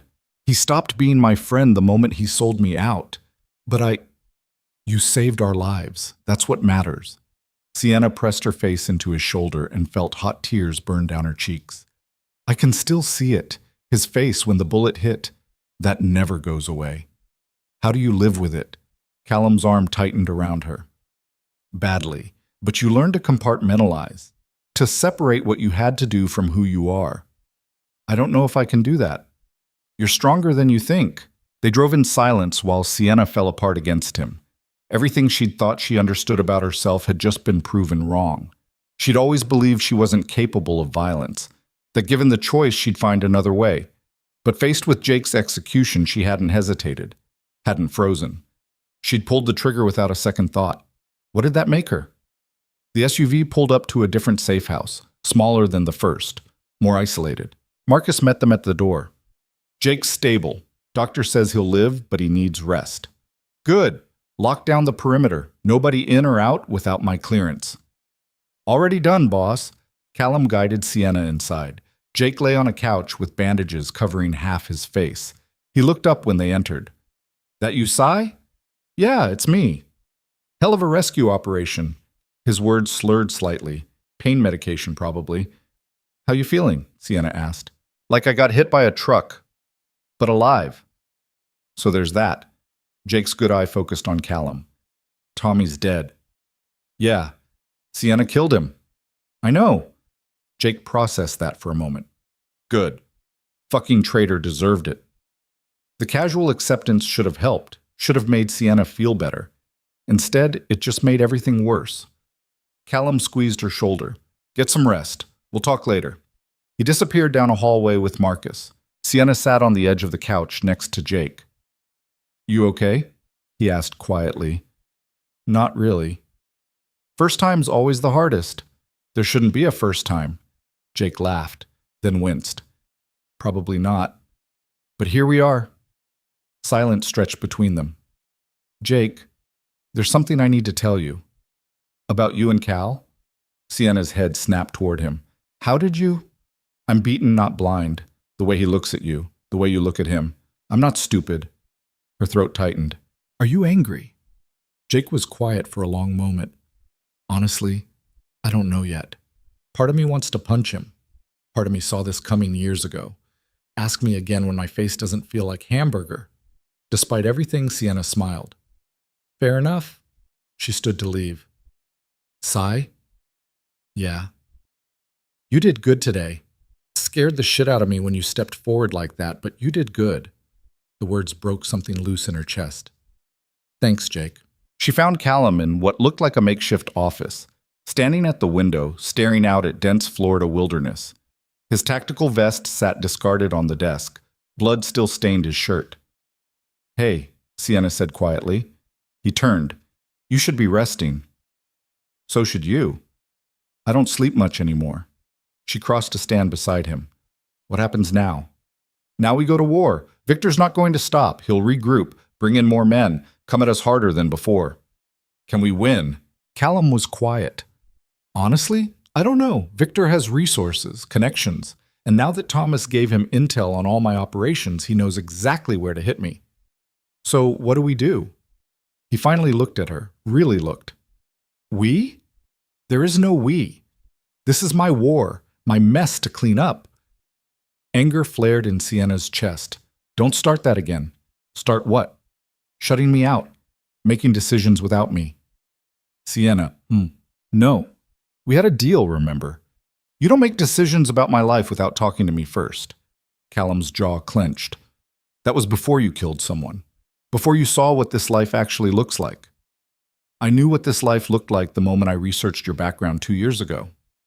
Knowing and living it are two different things. Then help me live it. Teach me, train me, but stop trying to protect me by pushing me away. They stared at each other, neither willing to back down. Finally, Callum looked away. There's something you need to know. The shift in his tone made Sienna's stomach drop. What? Thomas wasn't lying about everything. I have been controlling, making decisions without consulting people, running my empire like a dictatorship because I thought I knew best. Callum, let me finish. For years I've told myself it was necessary, that in this business weakness gets you killed. But the truth is I was scared. Scared of trusting anyone, scared of letting people in, scared that if I gave up even an ounce of control, everything would fall apart. His voice came out rough, raw. And because of that fear, I pushed away one of my oldest friends, ignored the warning signs that he was planning something. And it almost got you and Jake killed. Sienna's throat tightened. That's not your fault. Isn't it? If I'd been less paranoid, less controlling, maybe Thomas wouldn't have felt the need to betray me. Or maybe he was just an ambitious asshole who wanted power he hadn't earned. Callum laughed once, dark and bitter. Maybe. Sienna reached up and cupped his face, forced him to look at her. What happened today wasn't your fault. Thomas made his choice. Victor made his. You didn't force them to do anything. I created the environment that made those choices possible. Stop taking responsibility for other people's decisions. That's rich coming from you. What's that supposed to mean? You just killed someone to protect Jake and me. You took that responsibility on yourself. Don't tell me not to do the same thing. The words hit like a slap. True. Uncomfortably true. Sienna dropped her hand. We're both terrible at letting people help us, aren't we? Apparently. They stood in silence. Two damaged people trying to figure out how to fit together. Callum's phone buzzed. He checked it, and his expression went dark. What? Sienna asked. He turned the screen toward her. A video message. She pressed play. Victor's face filled the screen.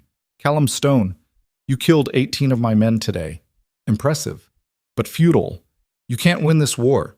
You have 48 hours to transfer all your operations to me, or I start killing everyone you've ever cared about. Your employees, your business partners. Every single person connected to you dies screaming.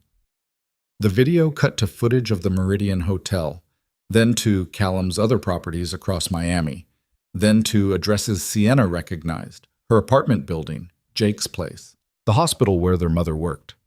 48 hours, Victor repeated. And Callum? Don't bother trying to find me. I'll find you. The screen went black. Sienna's blood turned to ice. This wasn't just about Callum anymore. Victor was going after everyone. Innocent people, her mother. We have to warn them, she said. Already done. I've got people moving your family to secure locations as we speak. What about your employees? Being evacuated? Full shutdown of all operations until this is over. And then what? Callum looked at her. His eyes held something she'd never seen before. Defeat. Then I give Victor what he wants. The words hung in the air. Heavy. Final. You're surrendering? Sienna couldn't keep the disbelief out of her voice. I'm accepting reality. I can't protect everyone. I can't win a war against Victor's resources, and I won't watch innocent people die because I'm too stubborn to admit when I'm beaten. So that's it? You just give up everything you've built? If it keeps people alive? Yes. Rage flooded through Sienna, hot enough to burn. Bullshit. Callum's eyes went flat. Excuse me? You heard me. This isn't about protecting people. This is about you being scared. Watch it. No. You're scared. Not of Victor. Not of losing your empire. You're scared that if you keep fighting, eventually everyone around you dies and you'll be alone again. So you're surrendering before that can happen. You don't know what you're talking about. I know exactly what I'm talking about. You've spent your whole life pushing people away because you're terrified of caring about them. And now when you finally let someone in, you're looking for an excuse to burn it all down before they can leave you first. The accusation landed like a punch. Callum's expression shifted. Something dangerous moved behind his eyes. Get out. What? Get out of this room before I say something we both regret. Sienna stood her ground. Make me. They stared at each other. The tension between them pulled so tight it felt like it might explode. Then Callum's phone rang. He answered without looking away from her. What? His expression changed, went from angry to confused to horrified in the space of 3 seconds. When? A pause. How many? Another pause. Jesus Christ.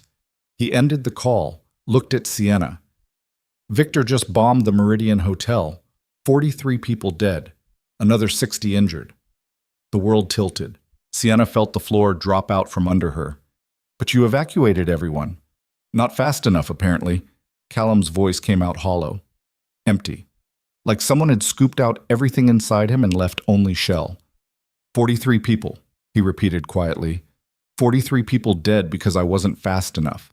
Because I underestimated how far Victor would go. He looked at Sienna, and she saw it. The exact moment something fundamental inside Callum Stone finally broke. You were right, he said. I am scared, I'm terrified, because everything I touch turns to ash and everyone I care about ends up dead, and I don't know how to stop it. The confession hit like a freight train. Sienna crossed to him, wrapped her arms around him. Callum stood rigid for 5 seconds. Then he sagged against her like all the strength had just drained out of him. I can't do this anymore, he whispered into her hair. I can't keep watching people die because of me. Then let me help you. You can't. Why not? He pulled back, looked her directly in the eyes. Because helping me means becoming like me. And I won't do that to you. I won't turn you into a killer. I already am one, remember? That was self-defense. What I'm talking about is war. Real war. The kind where you lose pieces of yourself you can never get back. Sienna's hands tightened on his arms. Then we lose them together. Callum's expression cracked. You don't know what you're saying. Yes, I do. For better or worse, I'm in this now, and I'm not walking away just because it got hard. This isn't hard. This is impossible. Then we do the impossible. They stood inches apart, two people on the edge of a cliff deciding whether to jump. Finally, Callum nodded. Once. Okay. Okay? If we're doing this, we're doing it right. No half measures, no holding back. Victor wants a war? We'll give him one he'll never forget. Something in his voice made Sienna shiver. Not from fear, from recognition. This was who Callum Stone really was. Not the controlled businessman, not the careful politician. This, the monster underneath, the thing he'd spent years keeping locked down. And she'd just agreed to help him unleash it. What do you need from me? She asked. Callum's eyes went dark. Everything. The war room materialized in the basement of the safe house within 3 hours. Maps covered every wall, satellite images, building schematics, personnel files scattered across tables like cards in a deadly game. 12 of Callum's remaining men stood around the central table looking like they'd walked through hell and were ready to go back. Marcus pointed at locations marked in red across Miami. Victor's operating out of 4 primary locations: shipping warehouse on the port, private club in Coral Gables, residential compound in Pinecrest, and a penthouse downtown that's been dark since the hotel bombing.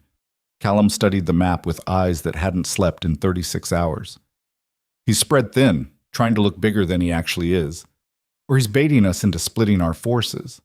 Probably both. Sienna stood in the corner watching them plan like she was observing a different species. These men spoke about killing with the same casual tone her college professors had used discussing literature. Clinical, detached, terrifying in how normal it all seemed to them. Callum glanced at her. You don't have to be here. Yes, I do. Sienna, we agreed. No shutting me out. I'm here. Deal with it. Something shifted in his expression. Pride, maybe, or fear. Hard to tell. Marcus cleared his throat. The compound's our best target. Residential neighborhood means limited escape routes. We hit it at 0300 when security's tired, fast and brutal, in and out before police response. Casualties? Callum asked. On our side? Maybe 2 or 3 if we're unlucky. On theirs? Everyone. The casual acceptance of death made Sienna's stomach turn. What about civilians? She asked. Everyone looked at her. The compound's in a residential area. You just said that. What about the families living nearby? Marcus's expression didn't change. Collateral damage is inevitable in operations like this. That's not an answer. It's the only answer that matters. Sienna felt anger spike hot in her chest. So we're just going to ignore innocent people who might get hurt? We're going to do what's necessary to end this war, Marcus said flatly. And if that means some people get caught in the crossfire, then that's the price of doing business. That's insane. That's reality. Sienna looked at Callum. He met her stare without flinching. He's right. The words hit like a slap. You can't be serious. I've never been more serious. This isn't some movie where everyone gets a happy ending. Victor murdered 43 people yesterday. He's threatening to kill more. And the only way to stop him is to hit him so hard he can't retaliate. By becoming just like him? By doing what needs to be done. The room went silent. Sienna felt something cold settle into her bones. This was the real Callum Stone. Not the man who'd kissed her gently, not the man who'd admitted he was scared. This, the monster who'd built an empire on bodies and didn't lose sleep over it. I need air, she said. Nobody stopped her. She climbed the stairs and pushed through the back door into humid Florida night. The property extended into dense palmetto scrub that probably had snakes and alligators and a dozen other things that could kill her. Seemed appropriate. Footsteps behind her. Sienna didn't turn around. I know you're angry, Callum said quietly, I'm not angry. I'm horrified. Same thing. No, it's not. Angry implies I'm surprised. I'm not. This is who you are, who you've always been. I just didn't want to see it. Callum moved to stand beside her.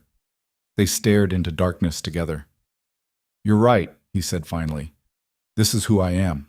I've killed people, ordered hits, burned businesses, destroyed lives. And I'd do it all again if it meant protecting the things that matter to me. Even if innocent people die? Even then. The honesty carved something out of Sienna's chest.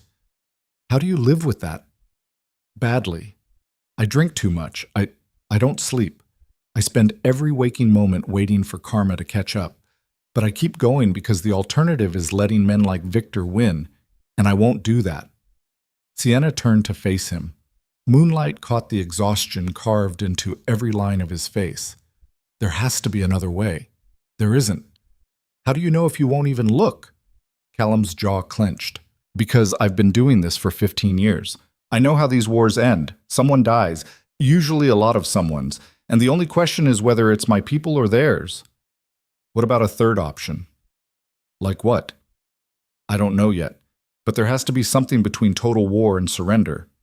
Callum studied her face. You really believe that? I have to. Otherwise, what's the point of any of this? His hand came up and cupped her cheek. The point is survival. That's all it's ever been. That's not living. That's existing. Sometimes existing is enough.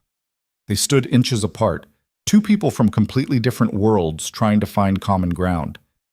I can't do this, Sienna said quietly. Callum's hand dropped. Can't do what? This? Us? Any of it? I thought I could. I thought love was enough to bridge the gap. But I can't watch you plan the deaths of innocent people and pretend it's okay just because you're scared of losing. The words hung between them. Heavy. Final. Callum's expression went completely blank. So that's it? You're walking away? I don't know, maybe. I need time to think. We don't have time. Then I guess you'll have to make this decision without me. Sienna turned and walked back toward the house, made it 5 steps before Callum spoke. If you walk away now, I won't come after you.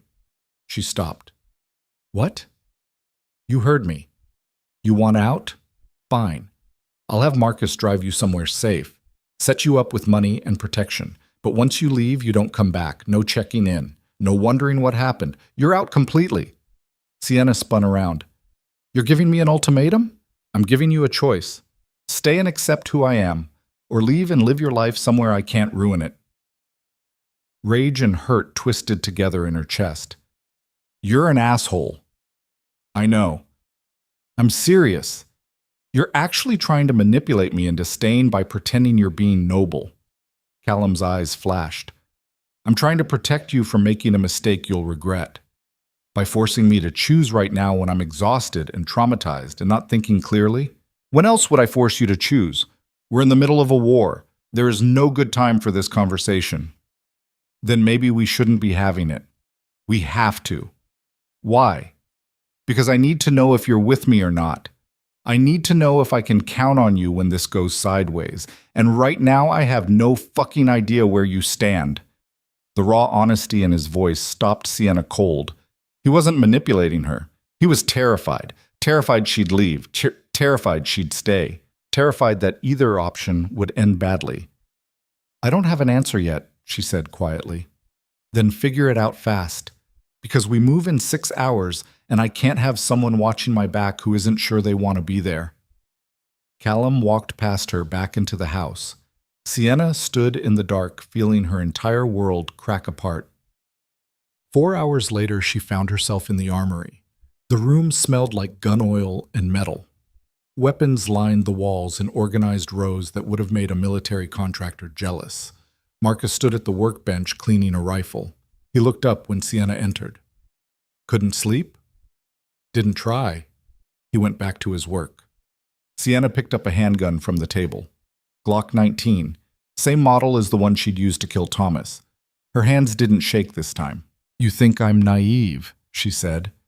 Marcus didn't look up. I think you're not built for this life. That's not what I asked. He set down the rifle and met her stare. Fine, yes. I think you're naive. You've spent 2 years romanticizing what Callum does without understanding the reality of it. You saw him as some misunderstood anti-hero instead of what he actually is. Which is?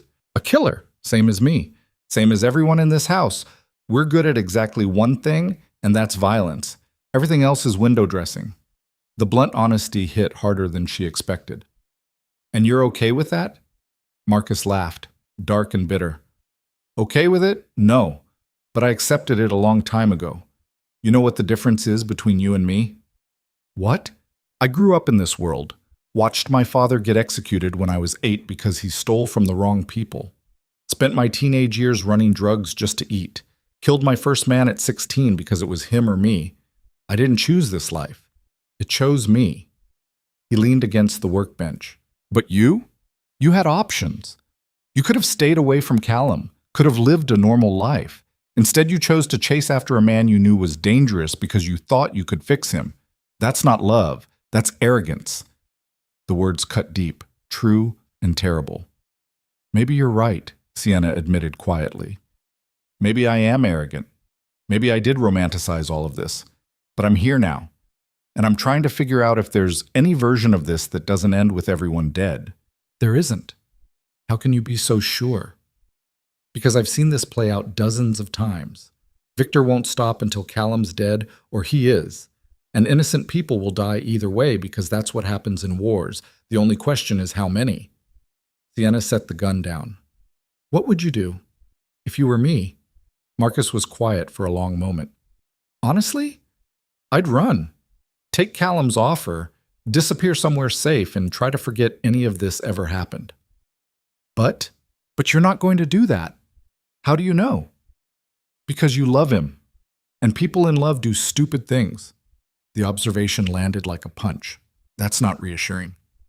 It wasn't meant to be. The door opened. Callum stepped in looking like he hadn't slept at all. His eyes moved between them. Am I interrupting? No, Marcus said, just having a philosophical discussion about the nature of violence. Sounds fun. Marcus grabbed his rifle and headed for the door. He paused next to Sienna. For what it's worth. You're tougher than I gave you credit for. Most people would have broken by now. Then he was gone. Sienna and Callum stood alone, surrounded by enough weapons to start a small war. You okay? He asked. Not even a little bit. Fair enough. Callum crossed to the workbench and started checking magazines. Methodical, mechanical, like he'd done this 1,000 times. I'm sorry, Sienna said. He paused. For what? For judging you earlier. Marcus was right. I've been romanticizing all of this, seeing what I wanted to see instead of what's actually there. Callum set down the magazine. You're not wrong for having ideals. Even when those ideals are naive, especially then, the world needs people who still believe in better ways. It keeps the rest of us from completely losing our humanity. He turned to face her. But you need to understand something. Tomorrow, when we hit that compound, people are going to die. Some of them will deserve it. Some of them won't. And I'm going to be the one pulling the trigger either way because that's what I do. That's what I've always done. Sienna's throat tightened. I know. Do you? Because knowing intellectually and watching it happen are very different things. I watched you kill 7 people in that warehouse. That was self-defense. This is calculated execution. It's not the same. Then help me understand the difference. Callum moved closer, close enough that she could see the exhaustion and fear and something darker in his eyes. The difference is choice. In that warehouse, we didn't have options. Tomorrow we do. I could walk away. Could let Victor have everything. Could disappear and start over somewhere else. But I'm not going to because pride and fear won't let me. His voice came out rough. And that makes every death tomorrow my choice, my responsibility, my sin to carry. You sure you want to be part of that? Sienna met his stare without flinching. Yes. Why? Because walking away means letting Victor win.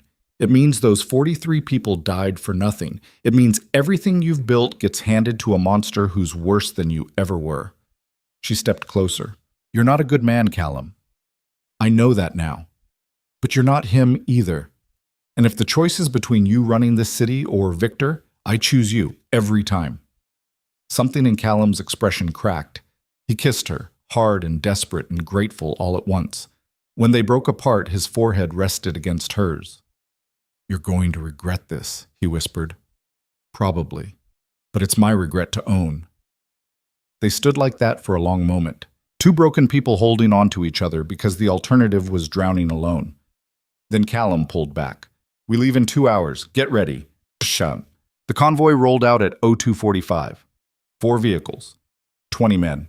Enough firepower to level a city block. Sienna sat in tactical gear that felt foreign on her body. Kevlar vest. Radio. Glock at her hip. Rifle that Marcus had spent 30 minutes teaching her to use. She looked like she belonged, felt like an imposter. Callum sat across from her reviewing schematics on a tablet. Primary target is Victor. Secondary targets are his lieutenants. Everyone else is discretionary. Discretionary means what? Someone asked. Means you use judgment. Armed combatants are fair game. Civilians we avoid if possible. If possible. Not guaranteed, not promised, just if possible. The convoy drove through dark Miami streets with headlights off, silent as ghosts. They parked 3 blocks from the target compound. Everyone piled out with weapons ready. Callum signaled for quiet, and they moved as a unit toward the high walls surrounding Victor's property. Marcus led the breach team, 4 men with bolt cutters and breaching charges. They hit the wall at exactly 0300.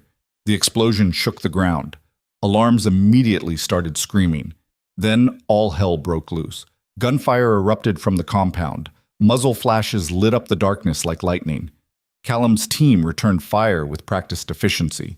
Controlled bursts, calling out targets, moving through the breach like water. Sienna followed Callum, staying low behind a fountain while bullets chewed apart the stone above her head. Her heart hammered so hard she could taste it. This was nothing like the warehouse. This was war. Real war, the kind where you died if you made one wrong move. "Move up!" Callum shouted. They pushed forward through landscaped gardens that were getting torn apart by crossfire. Bodies started dropping, men she'd trained with, men she'd eaten breakfast with that morning. Just gone. No dramatic death scenes, just there 1 second and dead the next. Sienna felt bile rise in her throat. "Stay focused," Callum said beside her. She nodded, couldn't speak. They reached the main building. Marcus kicked in the door. Flashbangs went off inside. Then they were moving through hallways, clearing rooms. The suppressed shots sounded too quiet for what they were doing, taking lives, ending people. Sienna forced herself to keep moving, keep breathing. Don't think about it. A man rounded the corner ahead. Young, maybe 25, eyes wide with fear. He raised a gun. Callum shot him twice. Center, mass. The body dropped. They stepped over it and kept moving. Sienna's hands shook. They found Victor on the 2nd floor, standing in what looked like an office with floor-to-ceiling windows overlooking Miami. He wasn't alone. 6 men surrounded him, all armed, and kneeling in front of Victor with a gun to her head was someone Sienna recognized. Her mother. The world stopped. Everything narrowed to that single image. Her mother bound and gagged with blood running down her face from a cut above her eye. Terror written across every feature. "Callum Stone," Victor said calmly. "Right on time." Callum's rifle stayed up, aimed at Victor's head. "Let her go." "I don't think so. See, I realized something after the hotel. You don't care about your empire. You don't care about money or power or any of the things normal people value. You care about people." He pressed the gun harder against Sienna's mother's temple. "So here's the deal. You walk away right now. Leave Miami. Leave your operations. Leave everything. And I let her live. You refuse?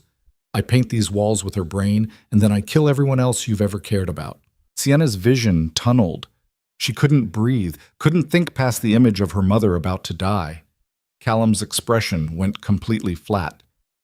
"If you pull that trigger, you die 3 seconds later." "Maybe.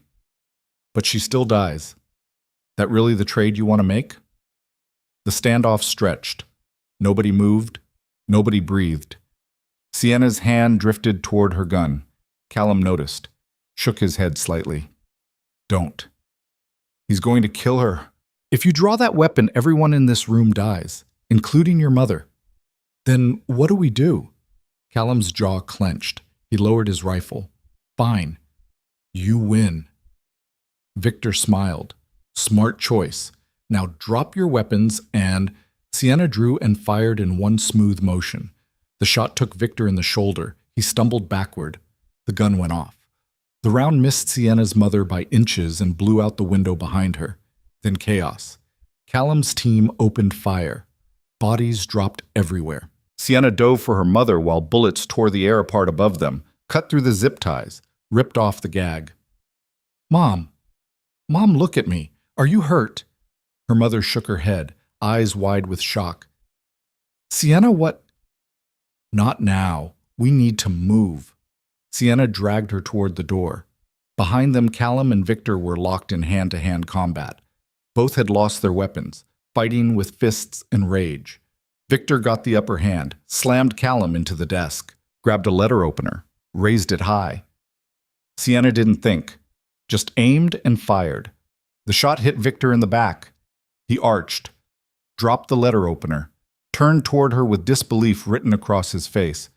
You…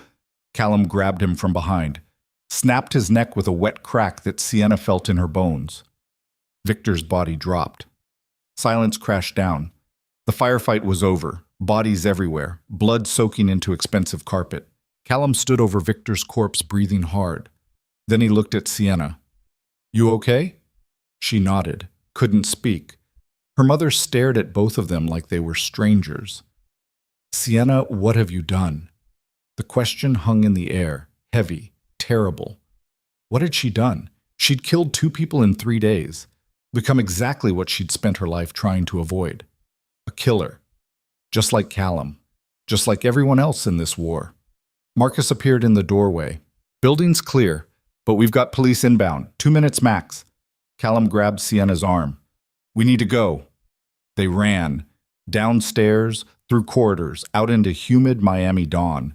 The convoy was already moving. They piled in and pulled out just as sirens started wailing in the distance. Sienna sat pressed against her mother in the back seat while Callum gave orders over the radio. Her hands wouldn't stop shaking. The adrenaline crash hit hard, made her vision blur, made her stomach heave. Pull over, she gasped. The driver stopped. Sienna barely made it out before vomiting onto the shoulder. Her mother held her hair back, didn't say anything, just held her while Sienna fell apart. When she finally stopped heaving, Callum was there with water. She rinsed her mouth and climbed back in. Nobody spoke. They drove to yet another safe house. This one looked like a normal suburban home. Nothing special, nothing remarkable. Perfect camouflage. Inside, Callum's remaining men secured the perimeter, while Sienna got her mother settled in a bedroom. You should rest, she said. Her mother looked at her. Really looked. Who are you? The question hit like a slap. What? My daughter wouldn't kill people. My daughter wouldn't be involved in gang wars, so who are you and what happened to Sienna? Tears burned behind Sienna's eyes. I'm still me. No, you're not. You're someone I don't recognize. Mom, just don't. I need time to process this. She turned away. Dismissal clear and final. Sienna left the room feeling like her chest had been carved open. She found Callum in what passed for a living room, sitting on a couch with his head in his hands, blood still on his clothes, exhaustion carved into every line of his body. Sienna sat beside him. Neither spoke. Finally, Callum looked at her. You saved my life tonight. You've saved mine twice now. Seemed fair. This isn't a game where we keep score. I know. Silence stretched. Your mother's right, Callum said quietly. You're not the same person you were a week ago. Neither are you. I've always been this person. I just hid it better. Sienna leaned her head against his shoulder. What happens now? Now we disappear. Victor's dead, but his organization will retaliate. We need to be gone before they regroup. Where do we go? I have properties, places they don't know about. We can lay low for 6 months, maybe a year, until this blows over. And Jake? Coming with us. He's already at another location with the security detail. Sienna closed her eyes. 1 week ago, her biggest concern had been whether to get coffee before work. Now she was planning to disappear into hiding after killing 2 people and watching dozens more die. The absurdity of it would have made her laugh if she had any laughter left. "I love you," she said quietly. Callum's arm came around her shoulders. "I love you too. Which is why I need you to really think about whether you want this life. Because it doesn't get better. It gets harder." "I know." "Do you?" Sienna lifted her head and looked at him. "I killed Victor tonight. Shot him in the back without hesitation because he was about to kill you. I've crossed a line I can't uncross. So yes, I know exactly what I'm choosing." Something in Callum's expression cracked. He kissed her, soft and gentle and grateful. When he pulled back, his eyes were serious. "We leave at dawn, pack light, only essentials." "Okay." They sat together watching the sun rise through the windows, first light painting Miami in shades of gold and red, beautiful and terrible all at once. Sienna's phone buzzed. Unknown number. She almost didn't answer, then saw the message preview. Her blood turned to ice. "Callum." "What?" She turned the phone toward him. A video link. He clicked it. Jake appeared on screen, tied to a chair, beaten worse than before. And standing behind him was someone Sienna recognized. Marcus, Callum's head of security, his most trusted man, holding a gun to Jake's head. "Hello, boss," Marcus said into the camera. "We need to talk about a transfer of power. You have 12 hours to turn over all your operations to me or Jake dies. And boss, don't bother trying to find us. I know all your safe houses, all your escape routes, all your secrets. You trained me too well." The video cut to black. Callum stared at the screen, his expression completely blank. Then he started laughing, dark and broken. "Of course. Of fucking course." Sienna felt the world tilt. "He's been working against you this whole time." "Not the whole time, but long enough, apparently." Callum stood and crossed to the window, stared out at Miami, waking up. "Everyone I trust betrays me eventually. Should have seen this coming. What do we do?" He turned back toward her, and Sienna saw something in his eyes she'd never seen before. Surrender, complete and total. "Nothing. We do nothing. I'm done." "What?" "You heard me. I'm done fighting. Done losing people. Done watching everyone around me either die or betray me. Marcus wants my empire. He can have it." "You can't be serious." "I've never been more serious," rage flooded through Sienna. "So that's it? You just give up? Let Marcus win after everything we've been through?" "What's the alternative? We go after him and more people die? We start another war? How many bodies does it take before you're satisfied? This isn't about satisfaction. This is about not letting them win. They already won. Victor's dead, but his organization is still out there. Thomas betrayed me. Marcus betrayed me. In a week, someone else will betray me too, because that's what happens in this world. Everyone's looking for an angle. Everyone's trying to climb higher. And I'm tired of being the ladder they step on."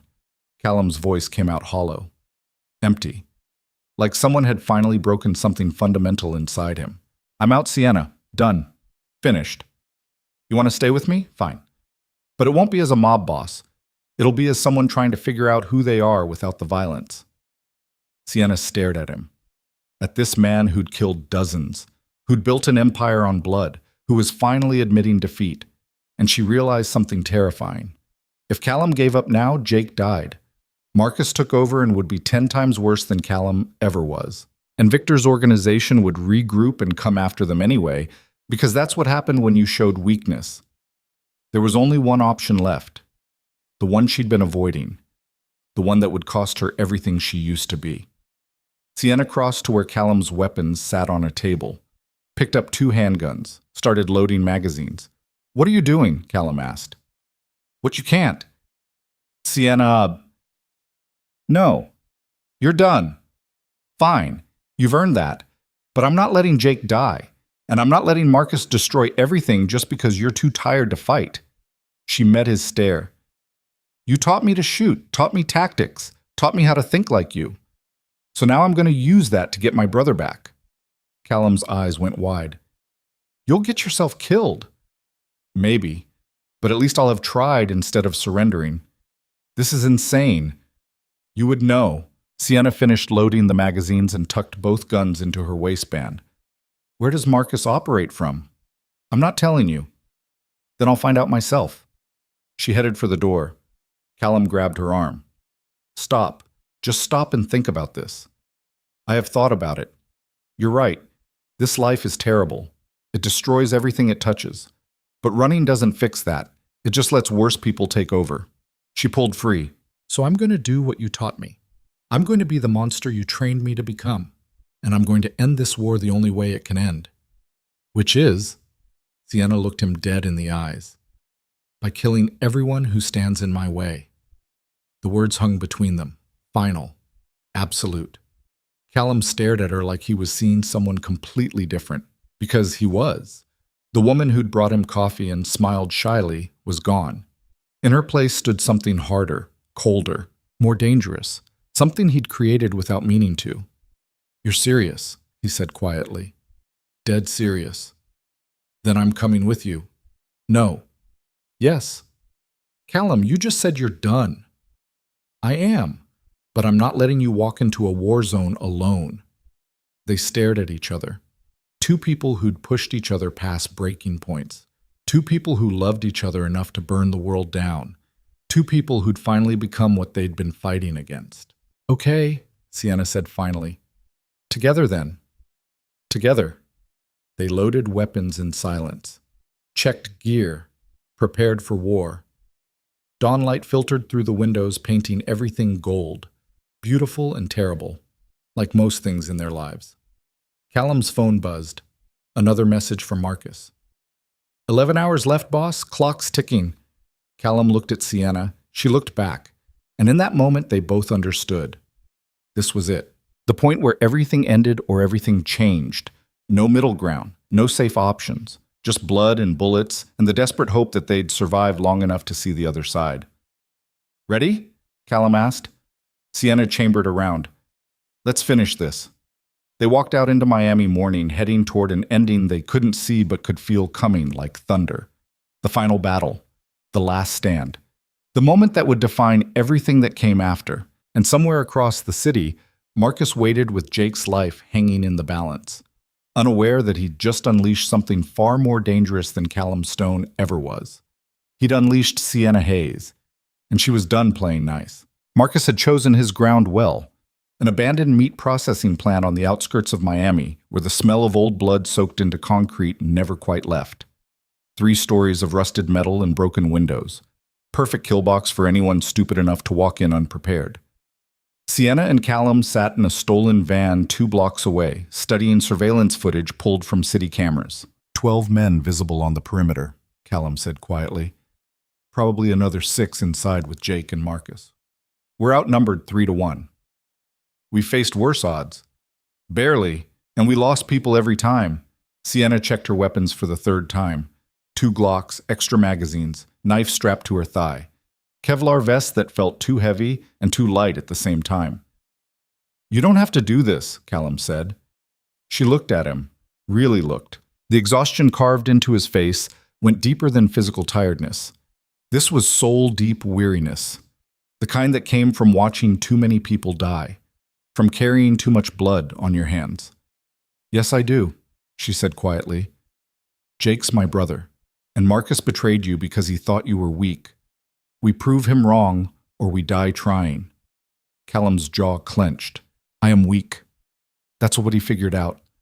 I talk big about being ruthless, but when it comes down to it, I hesitate. I second guess.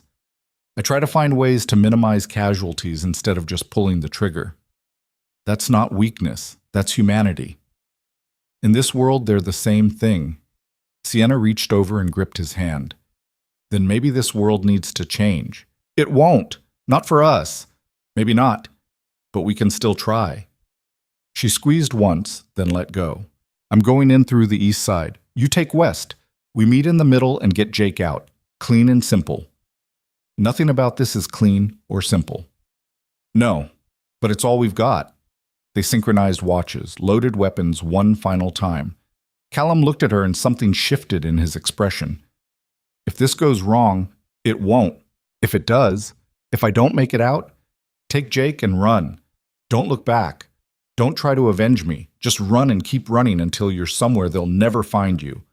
Sienna felt her throat tighten. That's not going to happen. Promise me anyway. She met his stare. I promise. Liar. Despite everything, Sienna almost smiled. Yeah, but you love me anyway. Unfortunately. He kissed her, hard and desperate and terrified. When they broke apart, his forehead rested against hers. I'm sorry, he whispered. For what? For dragging you into this. For ruining your life. For turning you into someone your mother doesn't recognize. I chose this, all of it. Don't take that away from me by pretending I didn't have agency. Callum pulled back, studied her face like he was memorizing it. You're the best thing that ever happened to me. I know. And the worst. That too. They sat in silence for 5 seconds. Then Sienna opened the door. See you on the other side. She disappeared into Miami darkness. Callum watched her go, feeling something fundamental crack inside his chest. Then he grabbed his rifle and headed toward his own entrance. The east side of the processing plant had a loading dock with a door hanging half off its hinges. Sienna approached low and quiet. 2 guards stood smoking cigarettes 20 feet from the entrance.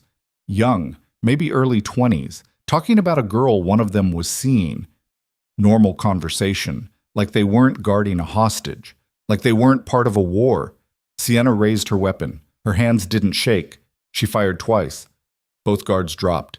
Clean kills, center mass. They probably didn't even register what happened before they were gone.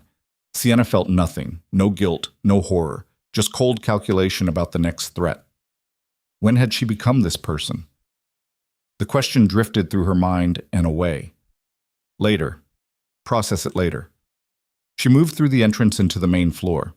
The processing plant stretched out in all directions. Conveyor belts, rusted hooks hanging from ceiling rails, concrete floors stained dark with decades of slaughter. Perfect metaphor for everything her life had become.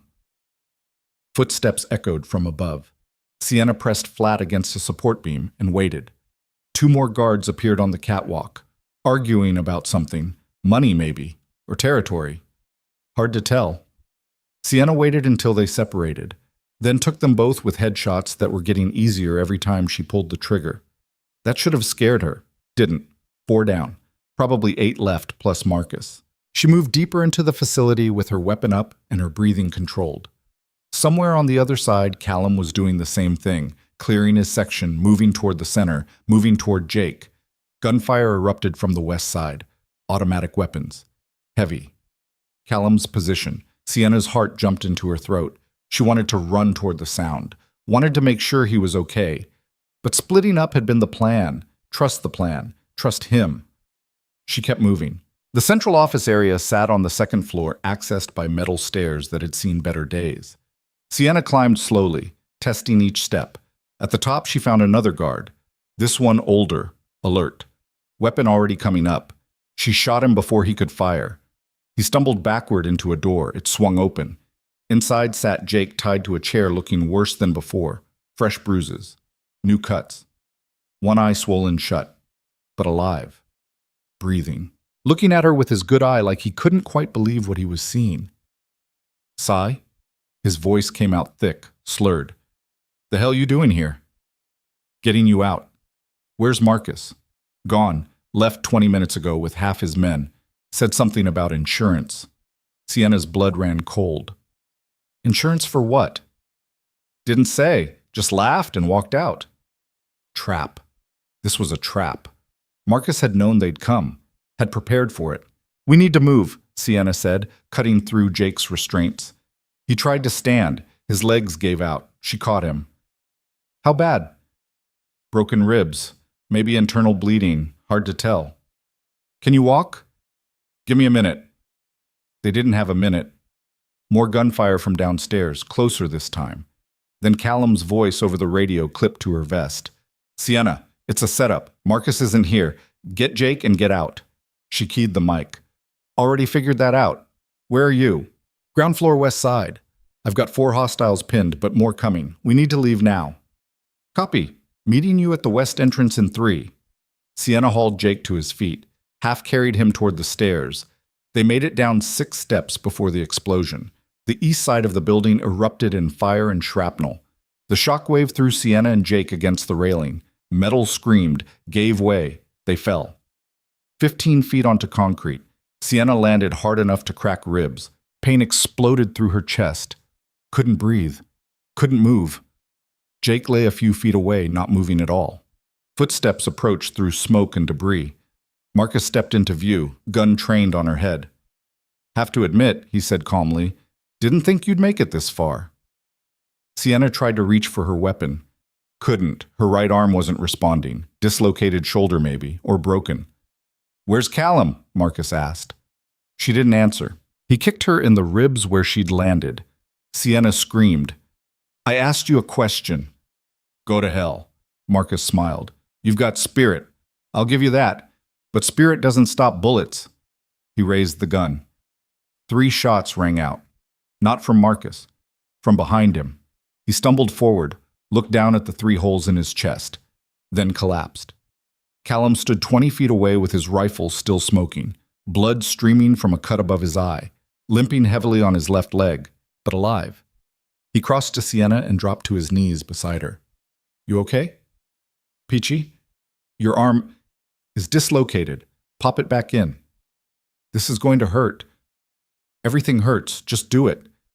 Callum gripped her arm, counted to 3, pulled.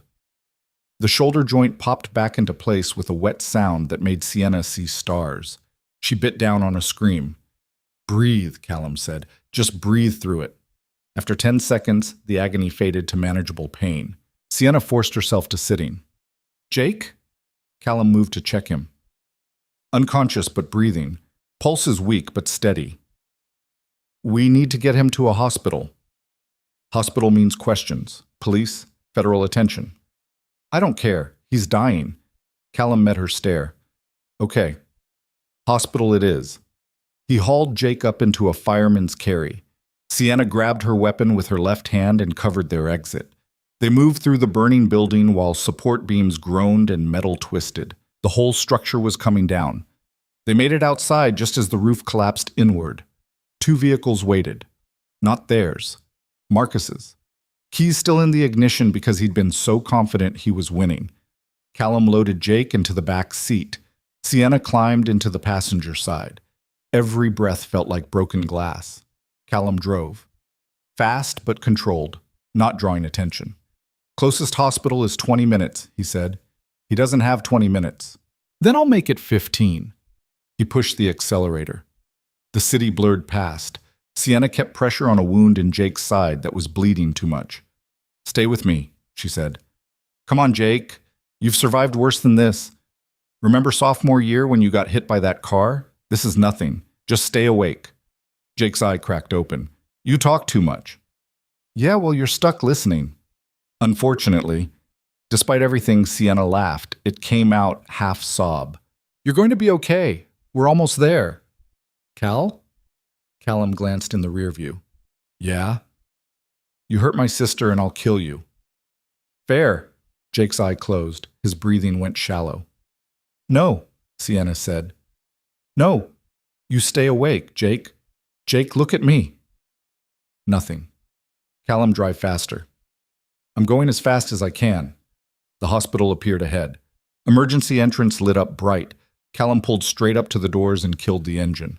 He and Sienna hauled Jake out. Pushed through the entrance. Doctors and nurses swarmed immediately. Questions flew. "What happened? How long ago? Any allergies? Medical history?" Sienna answered on autopilot while they loaded Jake onto a gurney and wheeled him away.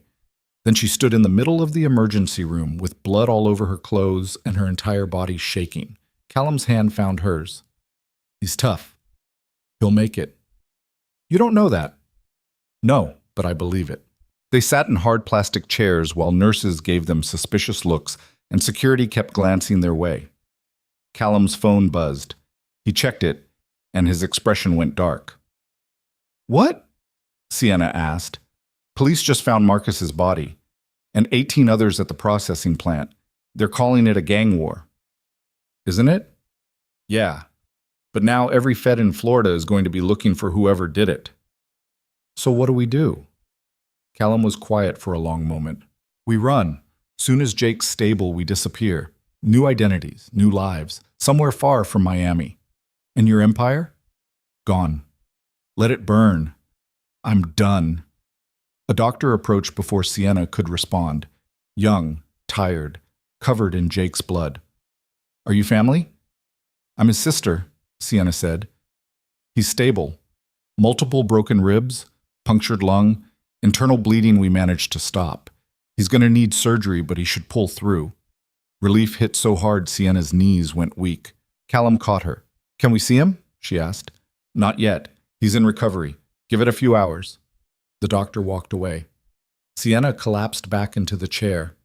He's alive. Yeah. We did it. We actually did it. Callum didn't respond. She looked over. He was staring at his hands, blood under his fingernails, scars across his knuckles from years of violence. What's wrong? Sienna asked.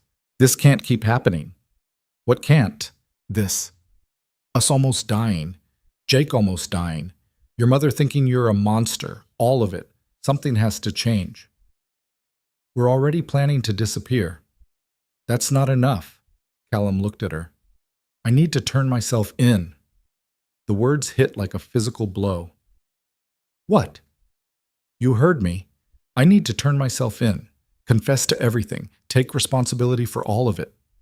You'll go to prison for life, probably. Or get the death penalty.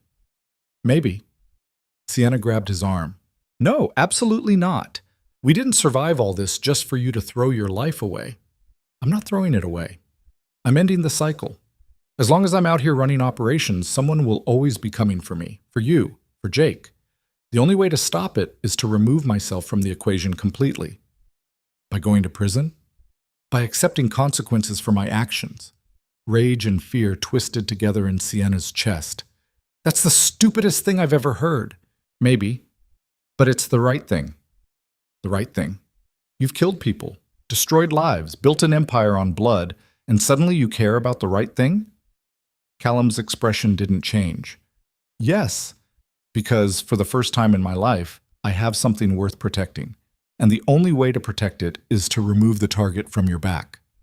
I didn't ask you to do that. I know, but I'm doing it anyway.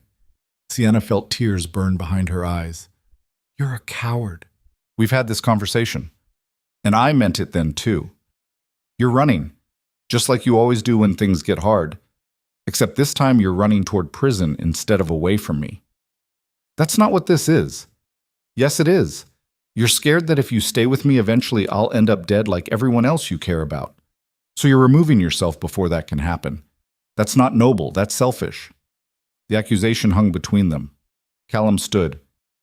I need some air. He walked out of the emergency room into the parking lot. Sienna sat alone, feeling her world fracture apart. Again. How many times could one person's life shatter before there was nothing left to break? A nurse approached. Miss, we found this in your brother's pocket. She held out a phone. Jake's phone. Miraculously undamaged. Sienna took it. Thank you. The nurse walked away. Sienna unlocked the screen. One new message from an unknown number. She opened it. A video file. She pressed play. Thomas Chen appeared on screen. Not dead. Very much alive. Standing in what looked like an airport. Sienna, he said into the camera. If you're watching this, it means things went sideways.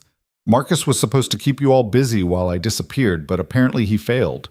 Typical. He smiled. That same smug expression he'd worn right before she shot him. The bullets you put in me?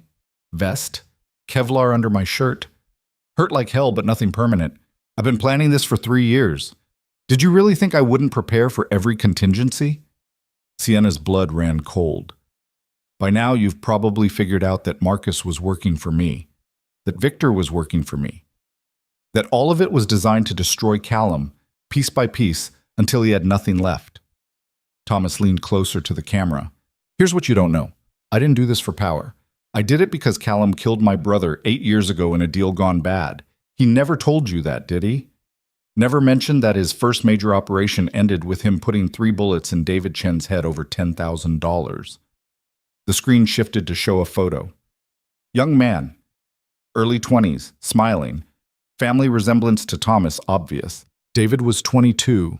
He made a mistake, skimmed some money he thought wouldn't be noticed, and Callum executed him without hesitation because that's who he is, a killer who doesn't forgive, doesn't show mercy. The photo disappeared. Thomas came back on screen. So I spent 8 years getting close, becoming his friend, his partner, waiting for the right moment, and then you showed up. Perfect leverage. The one thing Callum actually cared about besides Jake. His expression hardened. I'm gone now. Out of the country. Beyond your reach. But Callum's empire is destroyed. His reputation is ruined. Federal investigations are about to bury him, and he'll spend the rest of his life looking over his shoulder wondering when I'm coming back. Thomas smiled. Tell him I said thank you for teaching me that in this business loyalty is weakness and mercy gets you killed. The video ended. Sienna sat frozen, processing. Callum had killed Thomas's brother. Everything that happened, every death, every betrayal, all of it traced back to one moment 8 years ago when Callum had pulled a trigger. The cycle of violence she'd been living in didn't start with her. It started long before, and it wouldn't end until someone chose to break it. She found Callum standing in the parking lot staring at Miami's skyline. We need to talk, she said. He turned, saw the expression on her face. What happened? Sienna handed him the phone. Watch. He did. His expression went from confused to shocked to hollow. When it finished, he handed the phone back. Thomas is alive. Yeah. I killed his brother 8 years ago. He said. Callum's jaw clenched. David Chen. He was my first kill, my first real mistake. I was 26, scared, trying to prove I could handle the business. And when David stole from me, I overreacted, put 3 bullets in him to send a message. His voice came out flat, dead. I've thought about that night every day since. Wondered if there was another way. If I could have just taken the money back and called it even. But I was young and stupid and convinced that mercy was weakness. He looked at Sienna. Thomas is right. Everything that's happened is my fault. Victor, Marcus, all of it. I set this in motion 8 years ago, and people have been dying ever since. So what are you going to do about it? Callum was quiet. Then he pulled his phone, made a call. This is Callum Stone. I'd like to turn myself in to the FBI.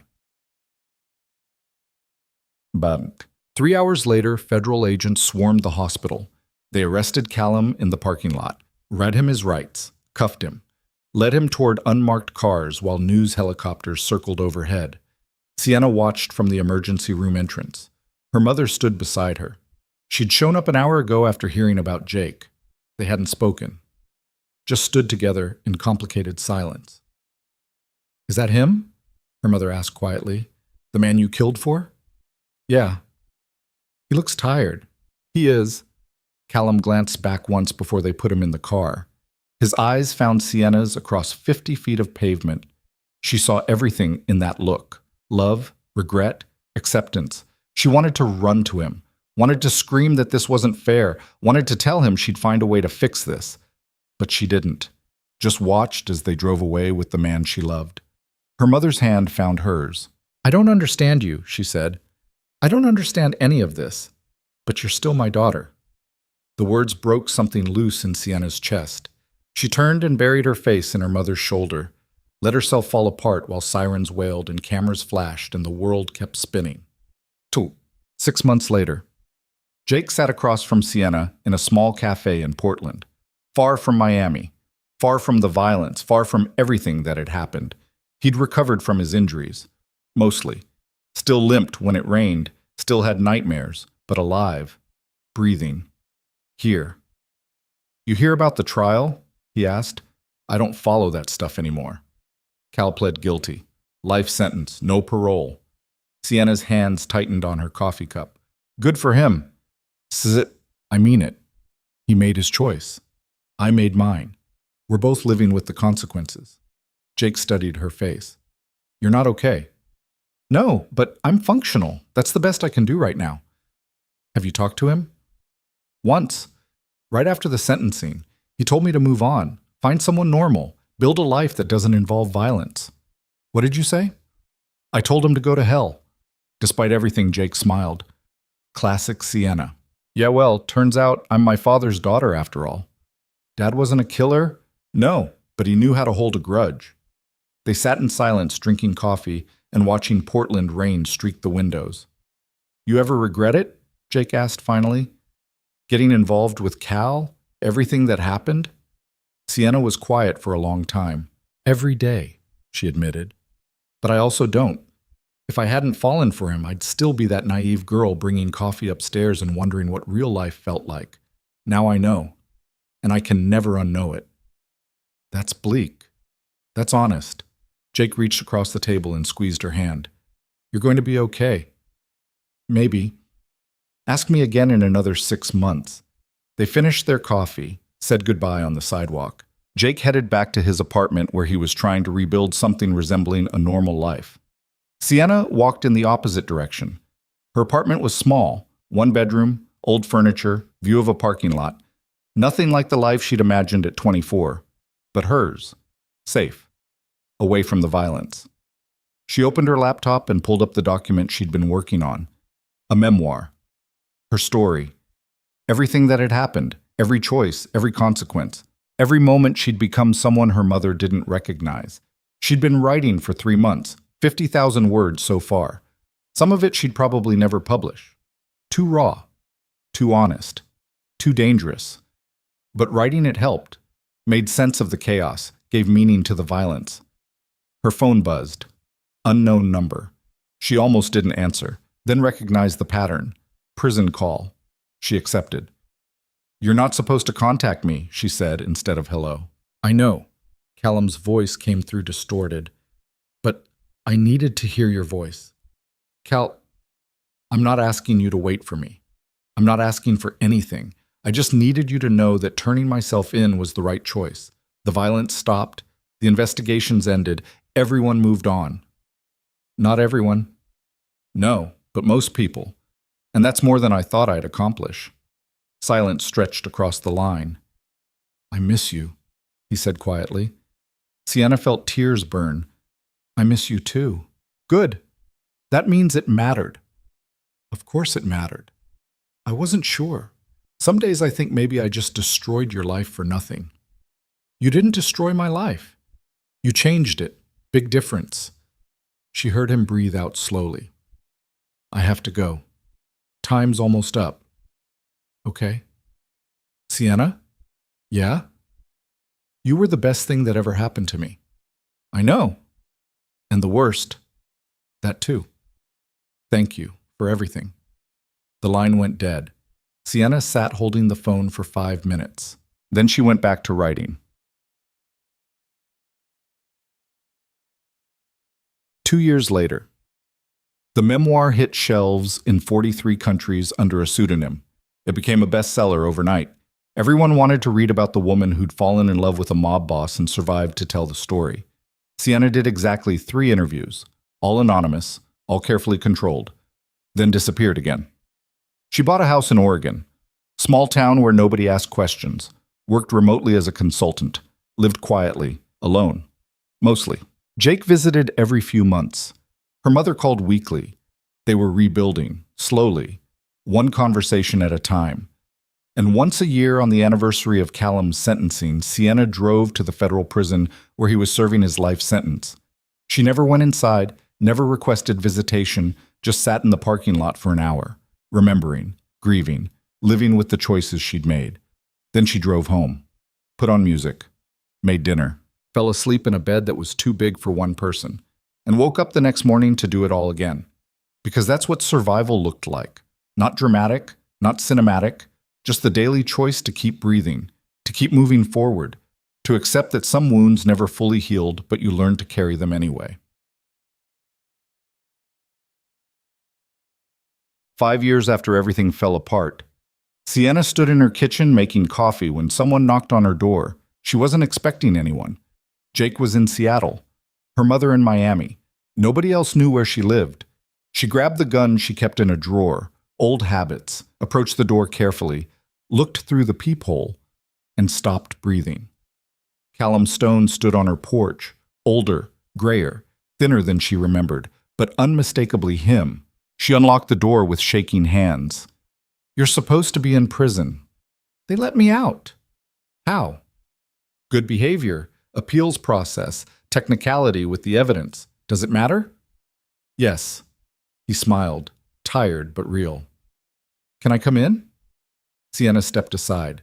He walked past smelling like cheap soap and cigarettes. They stood in her small kitchen that suddenly felt too cramped. You found me, she said. You knew I would eventually. Your book helped, limited the geographic area. I was careful. Not careful enough. They stared at each other. 5 years of silence between them. 5 years of living separate lives. 5 years of wondering what if. Why are you here, Cal? Because I promised myself that if I ever got out, I'd find you, tell you that you were right. About what? Everything. The cycle of violence, the choice to break it, all of it. I spent 5 years in prison thinking about David Chen, about Thomas, about every person who died because I pulled a trigger when I should have walked away. He moved closer. And I realized something. You can't change the past, can't undo the damage, but you can choose to stop adding to it. So that's what I did. Kept my head down, avoided fights, counseled other inmates to find different paths, and slowly the violence that used to define me became something I used to be. His hand reached up and cupped her face. I'm not asking you to take me back. I'm not asking for anything. I just needed you to know that loving you changed me, made me want to be better than I was. Sienna felt tears slide down her cheeks. You're an idiot. I know. You should have stayed away. Probably. I've moved on, built a life without you. Good. You deserve that. So why are you here ruining it? Callum's thumb wiped away her tears. It's because I had to know if there was any part of you that still wanted this, still wanted us, even after everything. Sienna closed her eyes, felt the weight of 5 years pressed down, all the healing, all the growth, all the work she'd done to become someone whole, and underneath it all the truth she'd been avoiding. She still loved him, would probably always love him, because some connections didn't break just because you wanted them to. I hate you, she whispered. I know. I'm serious. I hate that you're here. I hate that I still feel this. I hate that 5 seconds after seeing you, I'm already making excuses to let you stay. So don't let me stay. Tell me to leave and I will. I'll walk out that door and you'll never see me again. Sienna opened her eyes. Is that what you want? No, but what I want stopped being important a long time ago. They stood inches apart. 2 people who'd destroyed each other and somehow survived. 2 people who'd learned the hard way that love didn't fix anything, but sometimes it was enough to keep you trying. Stay for coffee, Sienna said finally. Just coffee? For now. Okay. She poured 2 cups. They sat at her small kitchen table, drinking in silence, watching morning light paint the walls. And maybe it wasn't forgiveness. Maybe it wasn't even reconciliation. But it was a start.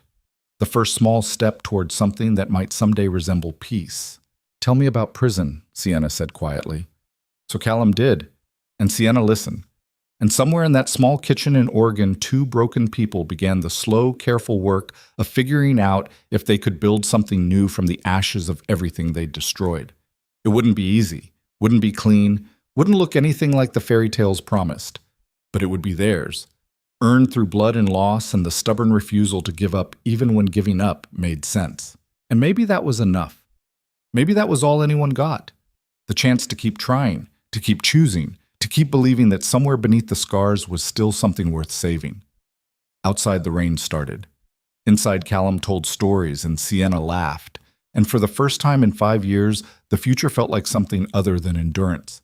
It felt like possibility, terrifying and beautiful and completely uncertain, but possible. And in the end, that's all anyone could ask for. The chance to begin again,